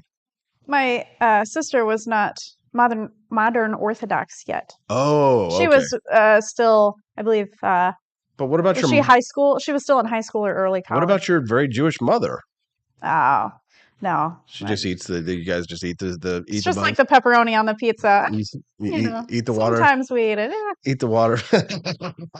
Eat the water bugs and live in the pods. The thing that interested me the most is that they would put Thousand Island on these prawns. which I love Thousand Island. So that made me really excited. So the prawns in this photograph has Thousand Island on it. So yeah, that's like the prawn cocktail. Yummy. So this is something in the 1970s. A lot of people would eat these prawn cocktails, and that's kind of like the avocado toast of their generation. I'm sorry, you were talking about avocado toast and 90 Day Fiance and millennials in the same sentence. I'm dying. Super random. Yeah, we are super random. If you enjoy the randomness, though, that's how Family Friday rolls. It's a little bit weird in here, but if you do like it, then make sure you click like and subscribe to the channel. We like that. Pop your Give, Send, Go link up for that documentary. Good idea. It is, for those of you who are interested in finding out more about the documentary Stephanie and I are doing, givesendgo.com. Asking us to do. Yeah, one Patriot listener was. It's givesendgo.com/bleed American, and you can donate directly to the documentary to help us make it happen there. But also, buying bags of coffee is another good way to help support us. So to get this done. So that's how I was during the Ron Paul campaign with giving money. I was like, I need to buy something in order to give my money. So right. It's better to just give your money directly so that we can use that because we had to spend a lot of my own money to buy like new lights and sound and all kinds of different stuff. But thankfully we did get some donations of like cameras and things like that for us to help us out. So but you can get some delicious coffee and support the cause. So, yeah, and I'm going to be Austin's personal assistant. So really, the money that you donate is not only going to Austin, but it's also going to me because I'm going to be helping out a lot. Exactly. Stephanie is going to be like my little camera setter. The second thing that is a boomer food that they spent an inordinate amount of their money on was fondue. Oh, I wonder cheese fondue, chocolate fondue. Cheese fondues. So like, you cook it at the table, you dip it in the cheese. It's okay. I've always wanted to go to the Melting Pot restaurant, but I don't know if it's still open. Where is that at? They were in Michigan. I don't know if they were here in Missouri, but basically it's a fondue place. So you order meats, you order cheeses, you order fruit, whatever you want to dip in. But I've only been to one fondue party at my college friend's house, and it was so fun. I guess. I don't know. I'm not really into it. Yeah, it was a girl thing, I think. There's like way better things to spend your money on if you're going to spend that kind of money because it's probably expensive. Yeah, I mean, she had a fountain. Like, it used to be cool to buy a fountain for your house. Right. So. Well, you could buy. So wait a minute. So you could buy Velveeta cheese, melt it, and then dip whatever you want in it at home for like $10. Absolutely. Or you could spend $100 for two people to go out to a fondue restaurant. Yes. I guess they don't really have many of them anymore because I've never seen them. So it was very specialty. That's why I never went. Andy Opperman says Melting Pot is in the Plaza area case here. Used to be, yeah. Yeah, okay. It was pretty good. Very expensive. Yeah, exactly. Why you spend all this money on Velveeta? You dip in Velveeta. Go eat some tortilla. Get yourself a dang quesadilla. All right, what's the next thing that boomers are spent an inordinate amount of money on? So these things I do see pop up a lot. One, sun tea. But the second one that I see a lot, these wicker chairs. Oh yeah, the round peacock wicker chairs. Yeah, anything wicker. Yeah, but anything wicker. There was a lot of wicker in our house growing up. But I'm talking specifically about these peacock chairs. I got a picture of them up with like the giant top above them. I will say that they were actually comfier than they looked. Yeah, I think my grandparents had them. Mm-hmm. I don't think we had them in my house growing up. But they probably weren't cheap. But we had wicker chairs growing up, but like these are like the big peacock chairs. Oh my gosh, yes. And they're pretty. They're fairly comfortable, but I guess they're pretty expensive. So I don't know. People don't really buy these anymore. It was made so beautifully back in the day, and now we just really skimp a lot with the IKEA and Amazon furniture. I mean, it's nearly falling apart even after you put it together. What is now? Amazon and IKEA furniture. Yeah, it is crap these days. Yeah. It seriously is. A lot of the furniture is just really thin. I bought one couch in college that I just have not been able to find again. It was a big, fluffy, soft couch, and they don't make them anymore. All right. Other things that boomers spent an inordinate amount of their income on back in the day was not just avocado toast, but just avocado colored green kitchens with the color scheme. Yeah, it was avocado green, and then they'd have burnt orange, harvest gold, or earthy brown, right? I remember this. We actually had this color scheme in our house, I think, in our kitchen when I was a little boy, where it was, and then we would have rooms that were just this drab green. It was like pea soup green. You know, very 1970s, you know, orange, burnt orange and stuff, and just any 1970s Harvest house. Gold. The house we moved into in middle school, my family, it was very outdated. And what is that called? Is it called shiplapping? It has like the wood. It's like wood paneling on the walls. I have no idea what the hell you're talking about. Okay, I think that's a 1970s Oh, yeah, thing. yeah. It's got the wood panels, almost like a wood floor on the wall. Right. Yeah. So I remember seeing this a lot when you were kids, and it was like really flimsy. I don't know how. I'd never touched it. It was just so dark. The rooms were so dark. Yes, with all the wood paneling and stuff like that. Yes. I mean, I hate the color scheme as it is. I mean, it's obviously dated, but at some point people must have looked at that color scheme and been like, wow, that's really nice. Wow. I mean, they were probably on drugs. I mean, look at the time period it was, right? Everybody was like, you know, using psychedelics and, you know, marijuana and stuff. They're like, yeah, man, so cool. So it probably didn't even look like pea green to them. The next one is a very liberal use of sun-dried tomatoes. Apparently in the 1970s, that was a big deal. People were eating lots of sun-dried tomatoes. I love sun-dried tomatoes. I think they're tasty. I didn't know I liked them until I tried them. I was actually kind of weirded out by them. I thought they would taste like yucky dried out tomatoes. I didn't know they would be sweet. They're very sweet. Yeah. I like them. So what, you don't like them or? Now I do. I never formally tried one until I was with you. Really? I always would kind of like push them aside on my plate because I'd be like, ooh, that's gross. Now, here is something. The next thing on this list is something that I know you don't like, and that is peace. What the fuck is wrong? Pesto. Pesto was the quiche of the 1980s. Yes, everybody ate pesto. I love pesto. I think pesto's good. I only like it in the tomato and mozzarella caprese salad. Is it caprese or is it caprese? I call it caprese. Caprese. I just say caprese. Caprese salad. I'm from Michigan, so I can talk how I want. I don't think you can call it caprice. You can call it caprese, but you can't call it caprice. Okay. Caprice is a different word. So basically, pesto has to be masked in other flavors in order for me to take it. Kind of like cilantro. What is pesto? Oh, it's a mix between onions and garlic and something else, I think. Pesto is a sauce that consists of crushed garlic, European pine nuts, salt, basil leaves, and hard cheese like Parmesan and blended with olive oil. God, that sounds amazing. That's why I don't like it. I hate basil. Basil. That's what's getting you. I don't like basil. Ah, man, I love basil. Give me that basil all day long. I take it off my margarita pizza. Oof, so good on the margarita pizza. Love me some basil. So that's how our divorce proceedings began. Shag carpeting and clunky wooden furniture. So that was a big one in the 1970s. We've got shag carpeting in our house, don't we? Is that considered shag what we have? I think it's shorter than the shag. I think the shag was like even longer, like, you know, really? Several inches long. Really? Shag carpeting and clunky wooden furniture. I don't have pictures of the wooden furniture, but I mean wooden furniture. Probably like my desk that I have in my office right now that we got from the antique shop. It's very heavy. Yes, they are very heavy, but it's very beautiful. I like it. Yeah. Next item on the list for things that boomers had that were their avocado toast. Yeah, I cook and then shoves everything into a casserole dish. My mom used to do this. So you would make a casserole and she would literally put everything in it. Like just anything that she was trying to get rid of, you'd put in the casserole dish. Yeah. Potatoes, cheese, hamburger. And then my favorite that my mom used to make was the tuna casserole. I used to love a tuna casserole. Make you a tuna casserole. It's easy. Things that your mom used to make. Yeah. So pasta, potatoes, tuna. You have to have cream of mushroom soup. Pasta, potatoes. Okay. Cream of mushroom soup, and then like the little onion things that go on top, you know, like the French crispy onion. Yeah, the crispy onions on top. Also, you know, like my mom made that we always loved was the green bean casserole. Really? Same thing where it's green beans, mushroom soup, cream of mushroom soup, and then just the French onions on top. They're so good.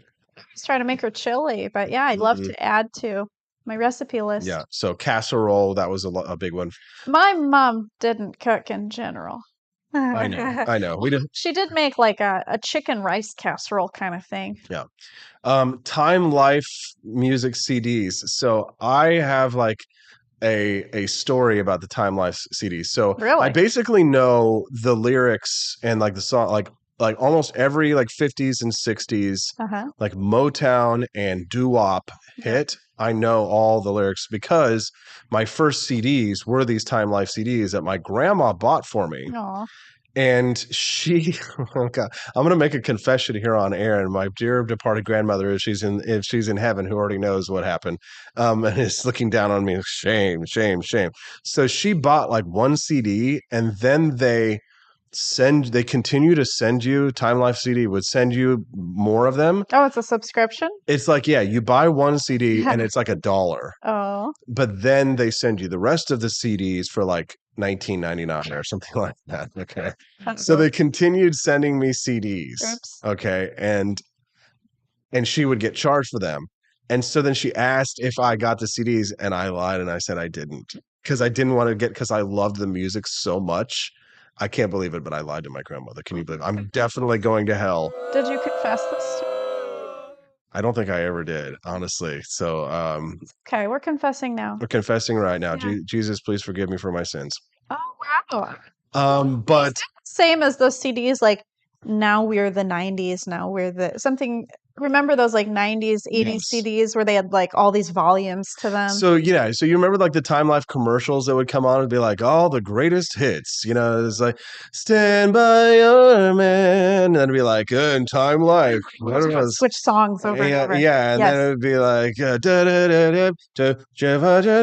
hit my car. And it's like the greatest hits of the 1980s. Yes. Here in my car. And then it would go on to the next song, you know. And usually you would like wake up in the middle of the night and that's what you would be playing on the TV. Yeah. But my grandma bought me like one of those CDs, and I felt guilty for so long because of that. But I wanted the music so bad because I didn't want to return the CDs, and I was like, I just feel so terrible. Okay, I mean, if we're gonna confess, I did take my friend's Barbie shoe when I was 4, and I feel really bad for it. Wow, yeah, really? I mean, you know, we've all done things. You know, our brains weren't developed. You know, I was a good. kid, but I loved the Time Life CDs. 12 for a penny at plus shipping and handling period seems exactly. All right, the next one. This is a boomer thing they spent too much money on, like our avocado toast. Macrame planters. Oh yeah, everything was like macrame and I think people would make like what is that? Weavings. Lots of weavings. Yes. That was very kind of a really hippie thing to do. Like cross stitching. You would go into their houses and they would have all these plants hanging from these ropes. Yep. And it's like, and they're not even like that interesting of plants, like the ones in the picture you can see right now. It's not like exotic plants or my mom has all of them. She'll show you. She's like, this plant is 30 years old. Look at this. And it's like barely alive, but she's so proud of it. And it's like so dry. I almost spit Benjamin Franklin's electric elixir all over the keyboard when you said that. Oh, I tell her this all the time. I'm like, Mom, that plant looks like it's dying. And she's like, it's 30 years old. We're having a great moment. We're having a lot of fun. Brian Lewis says, my mom made the macrame hangers. That's cool. It didn't just buy them, you know, it could get them at your the mother store. was talented or is talented. Yes. The next thing that boomers spent too much money on, that effing giant cupboard that weighs 500 pounds and is full of China dishes that no one is allowed to use. Yep. What is the point of that? We have that back at the farm. You know, we have that at my and they're mother's all house. covered in dust. And I mean, listen, I'm 42 years old. I have never eaten on those plates. Your mom didn't even use them. Never. Okay, I once. assumed your mom was like into doing that probably. Nope. Oh, but okay. she had we have the dishes, we have the china, we have the thing. Why did they do that? What was the point of that? It was a status thing. Back in the day, it was very important to get like nice china, nice fine china at your wedding. So you're so lucky that I've been fighting against it. My mom has been trying to give me china plates for a long time now. And I'm like, Mother, this is a new generation. We don't do this. We eat on paper plates. Yeah, we literally eat on paper plates every night. We have to. We have dishes, but we just don't want to do the dishes. Right. So I think it was just something that people were proud of. They're fine china. Yeah. I think you know what? I'm not going to say anything unkind about it. You know why? I already got in trouble for saying something, bringing up Scientology in a negative light to a Scientologist this week, and I didn't know they were Scientologists. So I'm watch your mouth. I'm not going to say anything not nice about the cupboard, the people full of China, because there's probably somebody watching us this morning who are going to get their feelings hurt and turn off the stream. I'm tired of alienating people. You know what? Today I'm just going to tell everybody what they want to hear. You're all beautiful, wonderful, perfect creatures, and your China closet full of dishes that no one will ever eat off of is wonderful. Yeah, I mean, the China dishes are beautiful. Like, my grandparents have so many. Now that they've passed away, it's like, what do you do with all of them? Does anybody want to buy those now? I mean, no. Yeah, no. You basically have to give them away. Yeah. Isn't that amazing? Like, people spent a lot of money on those. Yeah. It's like Beanie Babies. I still have boxes of Beanie Babies at my childhood house. Camellia says that people entertained more, I think. I love China, but I would use it all the time, not just for special occasions.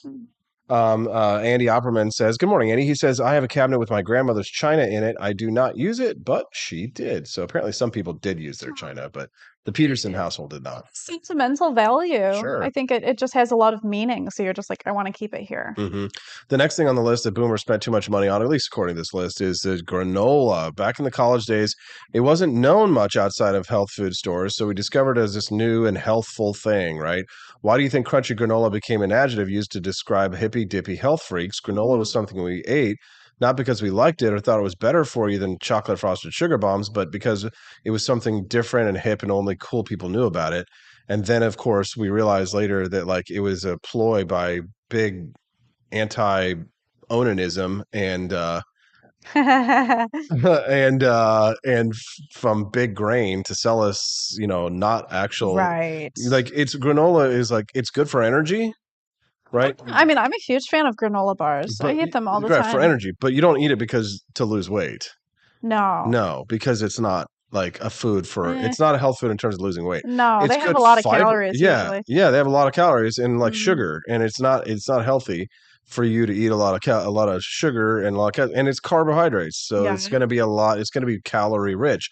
Which if you're on a hike, it's good. You get a granola bar, you get some energy, go for a walk, get some trail mix kind of thing. Sure. Yeah. But it's not necessarily healthy. It's not bad for digestion, right? It's okay. Yeah. But the reason why it was invented was to prevent young people from. Really? Remember? It's cornflakes. That too. So they invented that too. Oh. So the Kellogg's brothers invented granola and cornflakes. It was to have bland foods. Jeez. Because they thought that spicy foods would inflame the passions. Yeah. So in order to stop young people from touching down there, they would they created granola and Kellogg's cornflakes as a way to prevent young people from engaging in onanism. People are so weird. That's why anything that we do nowadays, I'm just like, in 10 years from now, we're going to realize that this is so stupid and we're going to change our ways. Now, this is another thing. My dad did this, restoring classic cars to have as weekend cars. Yeah. So he did that for the Corvettes. Yeah, because he wanted to have the cars that he had when he was a young man because he worked hard to buy these Corvettes. He has a 1963 split window Corvette, which is the Batmobile, the black one. Yeah. And with the rear windows that are the split windows is really cool. Stingray. Yeah, they're both Stingrays. Yep. But then he has the 1964 top down, what do you call it? Convertible. 1964 white, beautiful Corvette. Yeah, I like the color of it. Yeah. So he's got both of those. And then he drives them on the weekends. Good, takes them to car shows. People really love them. I mean, the 1963 split windows Corvette Stingray is the most iconic of all of the Corvettes because it's like the one that's the most coveted. Yeah, I mean, we were talking to my mom about nice cars and she was getting excited. You know, she's a boomer, so she really values a nice sports car. Oh, the girls, especially that generation, really do love it, Oh, yeah. Yeah, and there's something about that roaring engine. Have I taken you for a ride in the Corvette yet? Yep, one time. Yeah, that really roars. Yeah. You know what I mean? So you can see why people like it. Next one on the list, things that boomers did too much of. Jazzercise and aerobics, whatever. Oh, that's fun. I like it. The 1980s. Yeah, all the women and their jazzercise spandex. and aerobics. I mean, I didn't do like my brother would watch and like he would do it. He would do the jazzercise and aerobics. So Napoleon Dynamite of him. He would do that stuff, but like Yes. for me, I would just like watch the girls bounce, and that's what I was into. Right. You were like the what is it? Eric Pride's song, "Call on Me." Yes, Calling Me. Or there was some John Travolta movie with Jamie Lee Curtis in the 80s. I can't remember what it was, but they're like gyrating their hips. Ooh, you know what I'm talking about? There was Look Who's Talking, which was a really good 80s movie. John Travolta was in it. Yeah, no, but I'm talking about the one. There's a scene with Jamie Curtis and John Travolta. Hold on, John Travolta, Jamie Curtis dancing. I'm gonna actually, you know what? Here it is. Oh, the aerobic dance. Yes, here it is. It's called the aerobic dance. Yeah, it's the aerobic dance. Hold on, I got it. I'm gonna pull it up for the audience so they can see what I'm talking about here. It's like this. It's one of the sexiest like scenes of any movie ever. Yeah, it's basically that's what the Eric Pride's music video was styled after. Okay, hold on. Got it. Here we go. Switching to Twitter, social weirdness. Here we go. Okay, take a look at this. I'm probably going to get a copyright strike on this, but who cares? All right, so you can't see it, but they're like whipping their hair around and stuff like that. But then it's like, hold on, they're reaching now. But like, there's a hip movement part they get into where he's like thrusting and she's like watching him thrust. Oh, yeah, here we go. Oh, yeah, and she's like... Women knew how to move their hips back then. Yeah. Well, all they do now is bounce their ass. Yeah. But look at John Travolta. You see his package like bursting up. I don't see his package. No, well, the audience can. Oh, see, look, here's the thrusting. Oh, yes, the thrusting of the package forward. Jamie Lee Curtis is loving it. I wonder if actors ever get turned on. Oh, absolutely. Absolutely. Like, how do they hide that? There she is thrusting, the thrust. You gotta wear a little cup or something. Yes. Oh, people are loving it. Hold on. Oh, my God. This is getting us a little bit too HORNY. Okay. The Kellogg's brothers would not appreciate that clip because people need some granola. Yeah, they need some. Exactly, Stephanie. They need some granola and they need some cornflakes. That's right. Yeah, 80s movies are very sexual. Yes. Yeah, I missed that too because we were watching like Lethal Weapon like 3 or 2 or whatever the other day. And there was like that gratuitous scene in the trailer, remember? And it just kept going on and on. Like Mel Gibson and that woman, they kept like, remember it was there in the trailer? Movie trailers yesterday, and there was like a sexy scene, where these people, what was his name? Joe Black. Meet Joe Black. Yeah, there were like lots of sexy That was like 1998 1998 that one came out. But yeah, no, movies used to have a lot more like sex and stuff like that, but not so much anymore. The answer, okay, so cottage cheese apparently was a big thing for people in the 70s. They ate a lot of cottage cheese. Cottage cheese is a good healthy food to eat, honestly. When I'm trying to lose weight, it's cottage cheese because it fills you up and it doesn't have a lot of calories. So I like yogurt better than cottage cheese, but usually I have to put something in my cottage cheese. I prefer cottage cheese.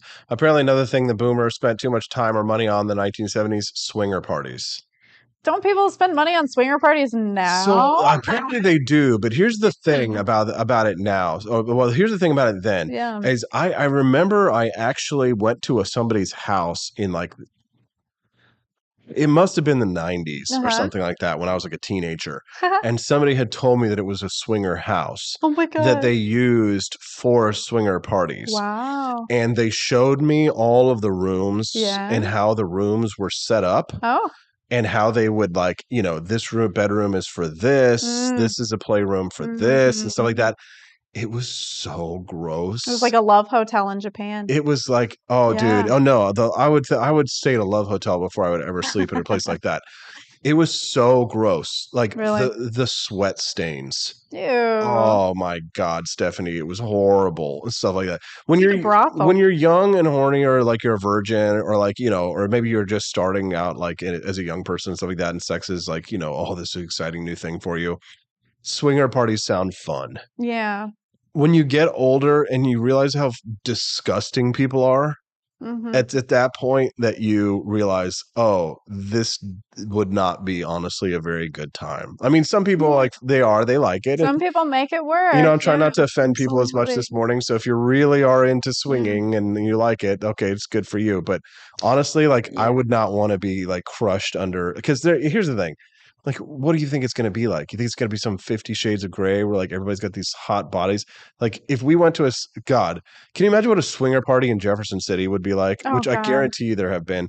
Like, I mean, if it were like a congressional one, like one of those like crazy parties, it might be dude, it's a not little even bit even our more Congress. good-looking people. Dude, our representatives here in Missouri. I mean, listen, there's a few of them that are not like fugly, but for the most part, they still got like the 1980s, like not the crimped hair, but like the perms, the 1980s perms that women had. Yeah. So like legislators here in Missouri, like the women who come from like the boonies and stuff, they come into the Missouri State Capitol and they've got the hair from the 1980s where it's like hairspray. It's not like 1980s where it's like stabbing out, but it's like the 80s style perms and stuff like that. I know what you mean. When I go to the local hairdresser there, all the women have like teased hair, and I'm like, what is this? Yeah. Oh, they've got the faux wood paneling, Stephanie. Hold on, here it is. Faux wood paneling on every possible surface. So it was like the fake wood, and it was really thin.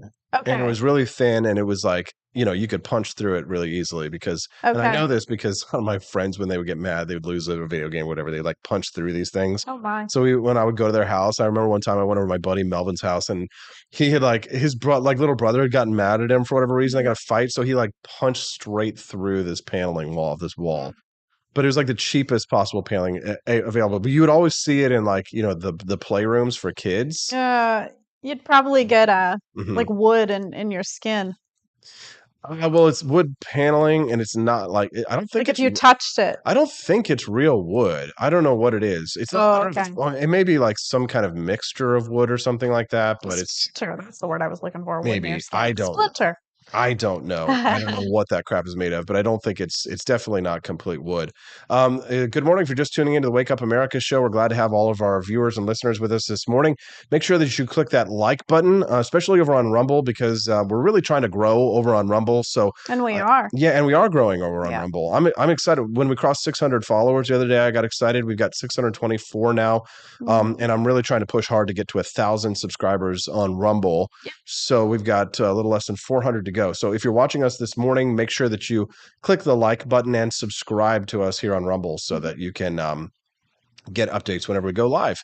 Kermode Bear says, I'm into swing music from the 20s, 30s, and 40s. Does that count? Music. No, it does not count.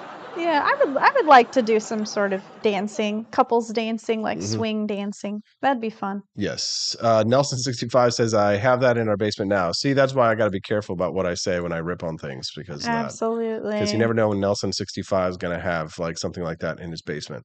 All right. So we're going to talk about this woman who went to Dubai and got arrested. I talked about it last week. This is a woman by the name of Tierra Allen. She's accused of screaming at a rental car agent. I'm going to play the news clip for you all. Take a listen if you missed this story on Wednesday, and we'll talk about some new developments in this story. Take a listen. The trip turned terrifying for Tierra Young Allen when her mom says she was a passenger in a friend's rental car and they got into an accident there in Dubai. Tina Baxter says when her daughter went to the company to retrieve her ID, credit card, and other items left in the rental, Baxter says it did not go well. She found out that she could only receive those items if she paid an undisclosed amount of money. She dealt with a very aggressive individual, a young man there who was screaming at her. Baxter says her 29-year-old daughter ultimately yelled back at the rental car agent, she says resulting in her being charged for screaming there in Dubai. And so she is in jail for one reason and one reason alone. She raised her voice. In that country, a female is not even allowed to raise her voice. If she raises her voice, it's punishable by jail time. It's been very emotional. There are some days I stay up all night crying. They have a strict law system that is really based on theocracy. This website warns, quote, laws and customs are very different, so be aware of your actions to ensure they don't offend while in United Arab Emirates. Now, after Baxter says her daughter was charged with screaming in Dubai, her passport has been taken, and the American social media influencer who works as a truck driver can't leave the UAE, according to her mom. And her mom says she's been placed under a travel ban pending the outcome of the investigation. It's very frightening. The longer she's been there, the more reality has started to kick in. In our opinion, she did not commit a crime. Don't punish women for doing the same thing a man can do in Dubai. It's not fairness. Don't punish a woman for doing the same thing a man can do in Dubai. All right, let's talk about it here real briefly. When you go over to somebody's house, let's say you have kids, right? If so, do you let your kids run amok all over their house? If your kid's screaming, beating, destroying furniture, and just say, well, this is what we let them do in our house, right? Act a fool. Oh, no. I respect whoever's rules, whoever's house I'm in. Right. Just like when I went to the Vatican in Italy, cover your shoulders, be respectful. Yeah. So, if you went to Dubai, obviously you wouldn't be getting into this kind of an altercation here. But, Tierra Allen, she's loud. Yeah. She's opinionated. She gets in people's face. And this is something that she's probably gotten away with a lot here in the United States, but that don't fly in Dubai. You can't get away with that over there. If you are a woman, you have to act modestly. And the first frame of the slide in this video is her like holding up her giant tatas in a bikini out in public in Dubai, which So you she said was in Dubai doing that. yes. Okay, I've got some dress code rules here. Yeah, let's hear it, Stephanie. She looked this up. Alrighty, because I was really interested. Yeah, to find out what the decorum is. Women should dress modestly when in public areas like shopping malls. Clothes should cover the tops of the arms and legs, and underwear should not be visible. Swimming attire should be worn only on beaches or at swimming pools. Cross-dressing is illegal. So no transvestites or genders or nope. I'm sure if you were like if you really looked like a man and you were trans, I'm sure they wouldn't notice. Or if you look like a woman, they probably wouldn't notice. Be careful. Yeah, unless you're at the beach. Yep. Women can wear long sleeve dresses, short or sleeveless, but always up to the knee. Yeah. And sleeveless blouses, women can wear sleeveless blouses, but it is advisable to have on hand a scarf or foulard. Yes. Because in certain places cannot go with bare shoulders. Yes. Yeah. Well, a couple of things. One, Michael Armstrong 7 over on Rumble, who's kind of new. This is the first time I've seen him. Good morning, Michael. Glad to have you here. He says, let Dubai have all the crazy laws till people stop going there. Vote with your money. That counts. Can't disagree with him there on that. Trendsetters go to Dubai. I'm like, what is up with that? Yes. The UAE and Dubai, says John Knox, are quite liberal for an Arab nation, but you have to understand their laws before you go. The first person to make an allegation about someone else is usually believed by the police. That's interesting. Hucho says that's haram, right to jail right away. And Pyramid Steve 7, this is his first time on the show today. He found us from the Elijah Schaefer interview from a couple of nights ago. So yeah. Special to do that. Yeah, we did, and it's it's been a really rough week this week.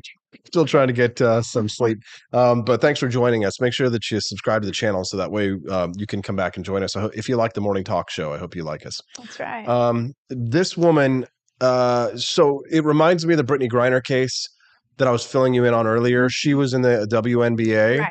And she got busted in Russia for bringing marijuana into a Russian airport. She was in jail. She hates America, talks smack about the United States. She reminds me of like this Tierra Allen character, right? Like acting a fool, feeling like you can get away with anything because you can in the West. Yeah. And then you go to a place like Dubai or you go to Russia and you don't pay attention to what their rules or regulations or laws are, or you openly flout them. Yeah. And then all of a sudden, this is the latest news on this, is that this Tierra Allen is now asking for Ted Cruz to bail her out. So this is the state she's from. So she's from Texas. Okay. Yes. So she is now reaching out for help from Ted Cruz. Oh my gosh. Loud and proud black woman calling on Texas lawmakers to help aid in her return back to America. This is just a little bit too juicy that like probably a very loud liberal black woman has to go to Senator Ted Cruz, who is the whitest of the white. Well, he's Cruz, so he's part Mexican, right? So, or part Hispanic. Yeah, yes, yeah. He's not Mexican. I think it was Canadian. Wasn't he born in Canada? No, I'm just kidding. His dad was connected to Fidel Castro and the assassination. No, just kidding. It's it's a conspiracy theory. I'm just being stupid. Oh my. Okay. But anyway, so Tierra Allen is stranded in Dubai. She's in jail. She's calling on help. She is in jail. She's in jail now, and she might have to stay there there for a long time because she screamed at this person. Well, here's the thing. Her mother said in that segment, in that interview on the TV segment, that she yelled back, that the man yelled at her and she yelled back. I call bullshit. Me too. And here's the other thing I picked up on. She was like, they asked her for an undisclosed amount of money to get her items back. You know why they undisclosed it? It was probably like $1. They were probably like, you need to pay us $1 and then you get your stuff back. And she was probably like, that's a really good theory, Stephanie. Not disclosing how much money. Because if it were really like a lot of money, wouldn't you think they'd be saying he was trying to charge her thousands of dollars to... Stephanie, that's a good point. Yeah, you know what? Stephanie, God, give Steffi a little bit of kudos here. I'm very detail-oriented. Yes. So here's the thing. So my conspiracy theory on this was that the reason why they said undisclosed amount, mine's way more boring than yours. My thing was that I think they said undisclosed amount, which is, first of all, it's a lawyer's term. There's no way that her mother would be saying undisclosed amount if the lawyer wasn't telling them that. He wants her to hide it for some reason. He wants her to hide how much money they were asking for to get her stuff back after this car crash from the rental company. And I thought that it was because they were afraid that if they revealed the amount of money that they would charge, that they would make them mad and they would ask for more money to get her stuff back because she wants her passport and all of this stuff back and she's going to have to pay for it. Like holding it for ransom kind of thing. Yeah. Okay. So, but I like your theory better because if it was something ridiculously low and she was throwing a stink over it, then they don't want them to know that that's what it was that they were. Yeah, because they probably have like penalty fees. They're like, okay, if you finished in a rental car and you still need to get stuff out, that's inconveniencing us. So you have to pay a penalty fee. That makes a lot of sense. I don't know. That makes a lot of sense. But Stephanie, talk to us about, standards here in the West of female behavior, right? Because we see a lot of females out there acting a fool. Yeah, like Karens. Some like Karens. Right? A Karen is somebody who calls the cops because people are acting a fool, right? But when I say acting a fool, screaming, being loud in public, acting like an idiot. So I saw another video of this woman last night, Tara Allen, where she was in Louisiana and she was pouring drinks on men and just, being loud and screaming. Did they want her to do that? Apparently, her friends have come out and started speaking out and saying, she is insane. Oh my God. She acts crazy. She gets drunk and she gets angry and she gets loud. Well, those are not good friends. And aggressive. Well, here's the thing. They're not good friends. Yes. They're in that they, apparently she went on some trip to Louisiana. Yeah. And I was watching, I'm reading too much Black Twitter these days, but but this is where I'm getting it from. That apparently her friend said that they went on some trip and she made everybody feel uncomfortable because she was always hostile, always aggressive, throwing drinks on their boyfriends for talking back to her and stuff like that. And so then she goes to Dubai and her story is that she was yelled at and then she yelled back. Yeah. Yeah. You know where she got this from? She got this from the home she was raised in. That's right. Her mother. Her mama taught her to act this way. Exactly. Guess who didn't teach her anything? Her dad. Exactly. Yeah. Agorizer over on YouTube says, imagine saying, help me, Ted Cruz. You're my only hope. Oh, gosh. Yeah. I mean, in America, we're so spoiled. We're so entitled because we just love freedom so much, which is great. We take advantage. But yeah, we just take it too far and we're just like, I can do whatever I want because I'm free. For sure. You can't stop me. And I don't think you should be in jail for yelling at a man in public. I don't think that should be a law. Right. Some people think it should be a law, but here's the thing. The problem is, Stephanie, people do not face consequences from their actions here in the United States. No. And when I was saying this the other day on Wednesday, I want to reiterate this point. The problem is that not that there's not a law against it in the United States. The problem is that there aren't enough people shaming this bitch and telling her, listen, shut your stupid whore mouth and act right in public, you dumb. See you next Tuesday. Like because the problem is that you can act a fool, and nobody can tell me how to act and all this kind of stuff. And it's like, dude, you stupid bitch, you are going to get in trouble for this if you act like this in Dubai. You should get in trouble for it for acting like this in the United States. Like there should be somebody there to check you, to tell you. But no, you can't shame me for acting like I want to act in public and all this kind of stuff. And it's like, okay, I get it. What's the point of having a freedom that you can't use? And I understand that kind of stuff. But like, but I believe in social shaming. Shame. She's one of those women that will call 911 because she didn't get her chicken tendies at McDonald's. Yes, it's definitely. Yeah, I mean, she's throwing tantrums. It's like a child. Yeah, and clearly she loves this attention. Oh my God, do you know how much her TikTok channel is going to grow right now? Dude, I mean, if she gets out of jail, because like, I guarantee you she's making all the wrong moves at this point, And what incentive does Ted Cruz? Here's the thing. She's not some WNBA star. Brittany Griner was front page news. Nobody knows who this bitch is. Right, sure. She's on TikTok showing her hoo-has, while she's driving a truck. Her truck company should be firing her. Dude, of course they will. She should not be bending over in front of her truck. She could be an independent trucker for all we know. I don't know. Yeah. But here's the thing.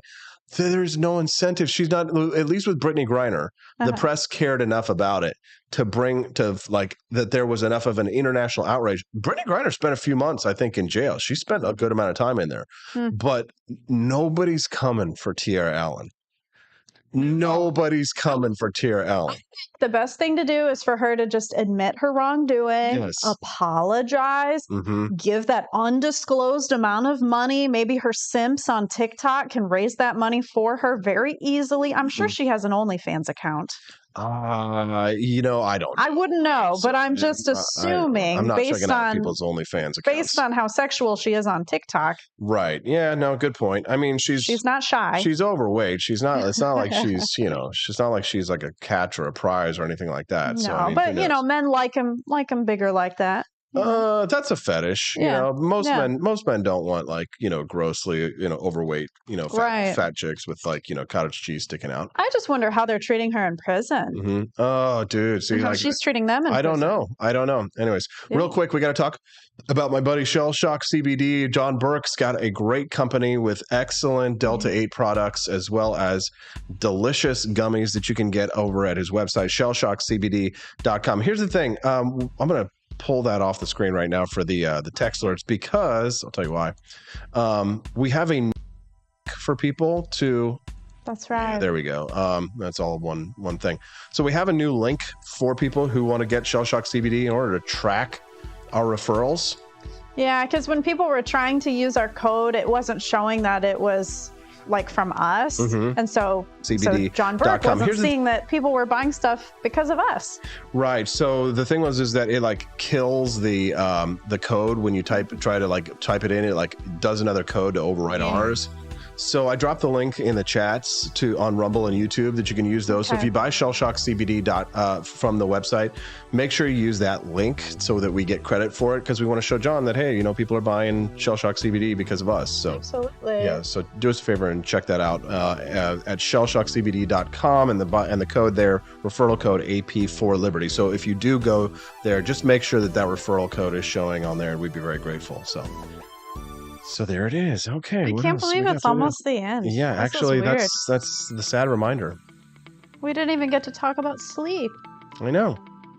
We're going to take a little nap later today. Take a little sleep. Maybe before we go see Oppenheimer. Okay. What do we want people to know before we go, Stephanie? What's the last thing we want to say?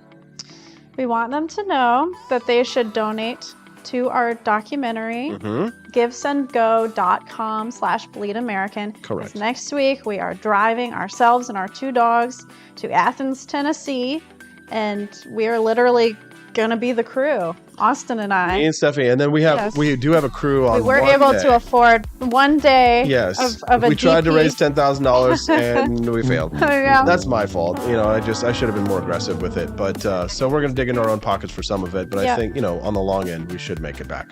Yep. So yeah, if you want to donate to the documentary, you can do that at givesendgo.com/bleedamerican. However, if you're the type of person who's like, well, I want to buy something actually to support the campaign, get yourself a delicious bag of Franklin's Electric Electric Elixir from apforlibertyshop.com. This is my favorite now of all of our brands. If you haven't tried the Electric Elixir, I love the branding. So good. Okay, can I tell you, someone hated on me the other day on Instagram? What did they say?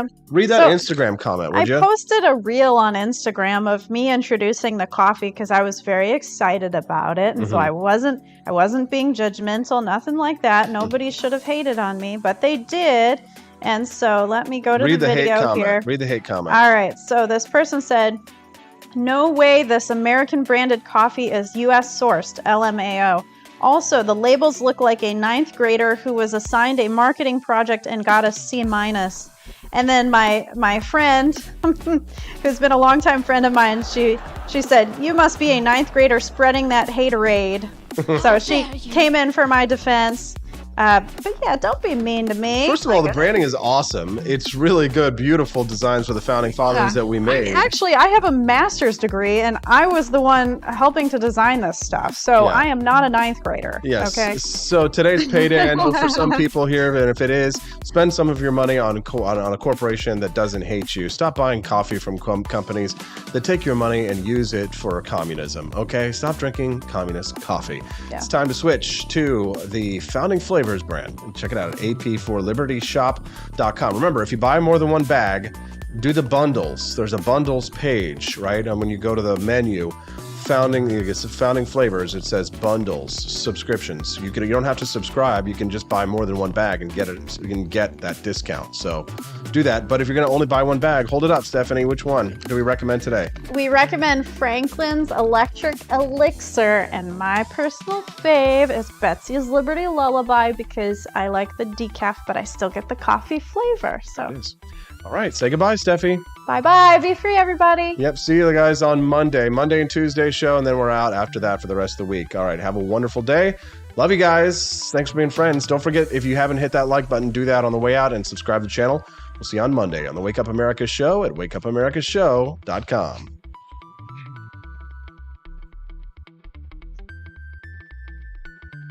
I'm Donald Trump, and I approve this message. Believe me, Austin Peterson is the best. He's got the greatest Wake Up America show I've ever seen.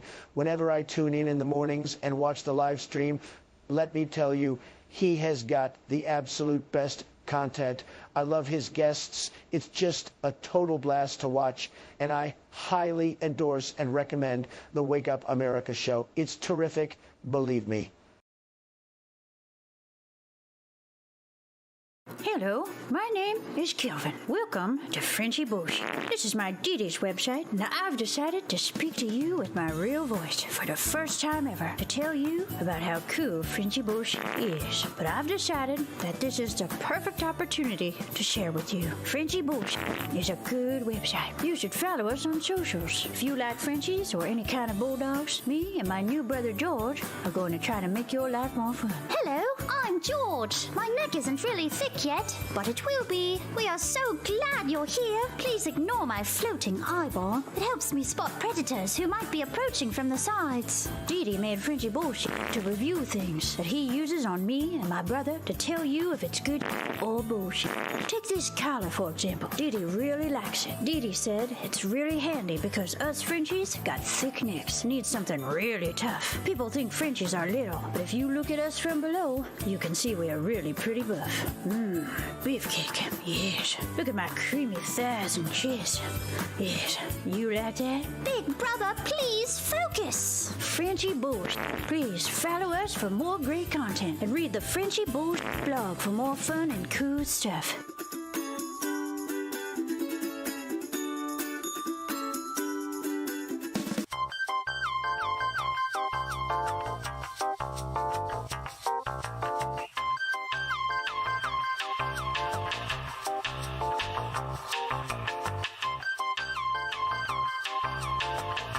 I'm a public defender. I am a public defender. I'm proud to be a public defender. 80% of Americans accused of a crime will get appointed a public defender. Everybody from a speeding ticket to capital murder. For every dollar we spend on public defenders, we spend $3 on prosecutors. Public defenders have to do pretty much everything on their own. Social workers, counselors. Investigating is another piece of it. The average public defender holds 300 cases annually. You never feel like there's enough time. Public defenders have health issues all the time. A lot of people give up and say, I can't do this work anymore. Gideon's Promise trains, mentors, and supports public defenders.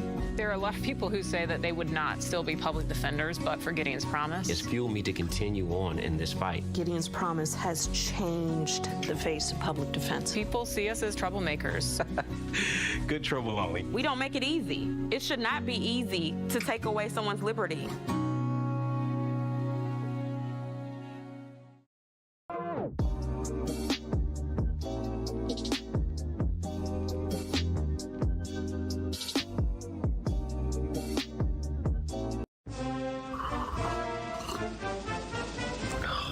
Tired of spending your hard-earned money on woke corporations that don't share your pro-freedom values? Fed up with sipping liberal lattes and progressive cappuccinos? Introducing Founding Flavors from AP for Liberty Shop. Get your day started with Washington's Revolutionary Roast. As robust and principled as the man himself, this blend is the shot of energy heard round the world. Or maybe you want to taste the fervor of freedom with Adams's Patriotic Perk. It's as dynamic and balanced as the U.S. Constitution, sure to awaken your spirit of liberty. For the aficionados, we've got the Jeffersonian Java, a complex mix of flavors that speaks volumes about your refined tastes. And don't forget Betsy's Liberty Lullaby, our decaf option, crafted with the same care and dedication Betsy Ross put into our Star-Spangled Banner. This blend lets you enjoy the taste of freedom anytime without losing sleep. No woke beans here, folks. Just pure, patriotic, pro-freedom flavors brewed with love for liberty. So why compromise your principles for a cup of coffee?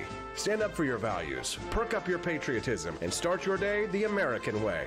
Get your Founding Flavors at apforlibertyshop.com.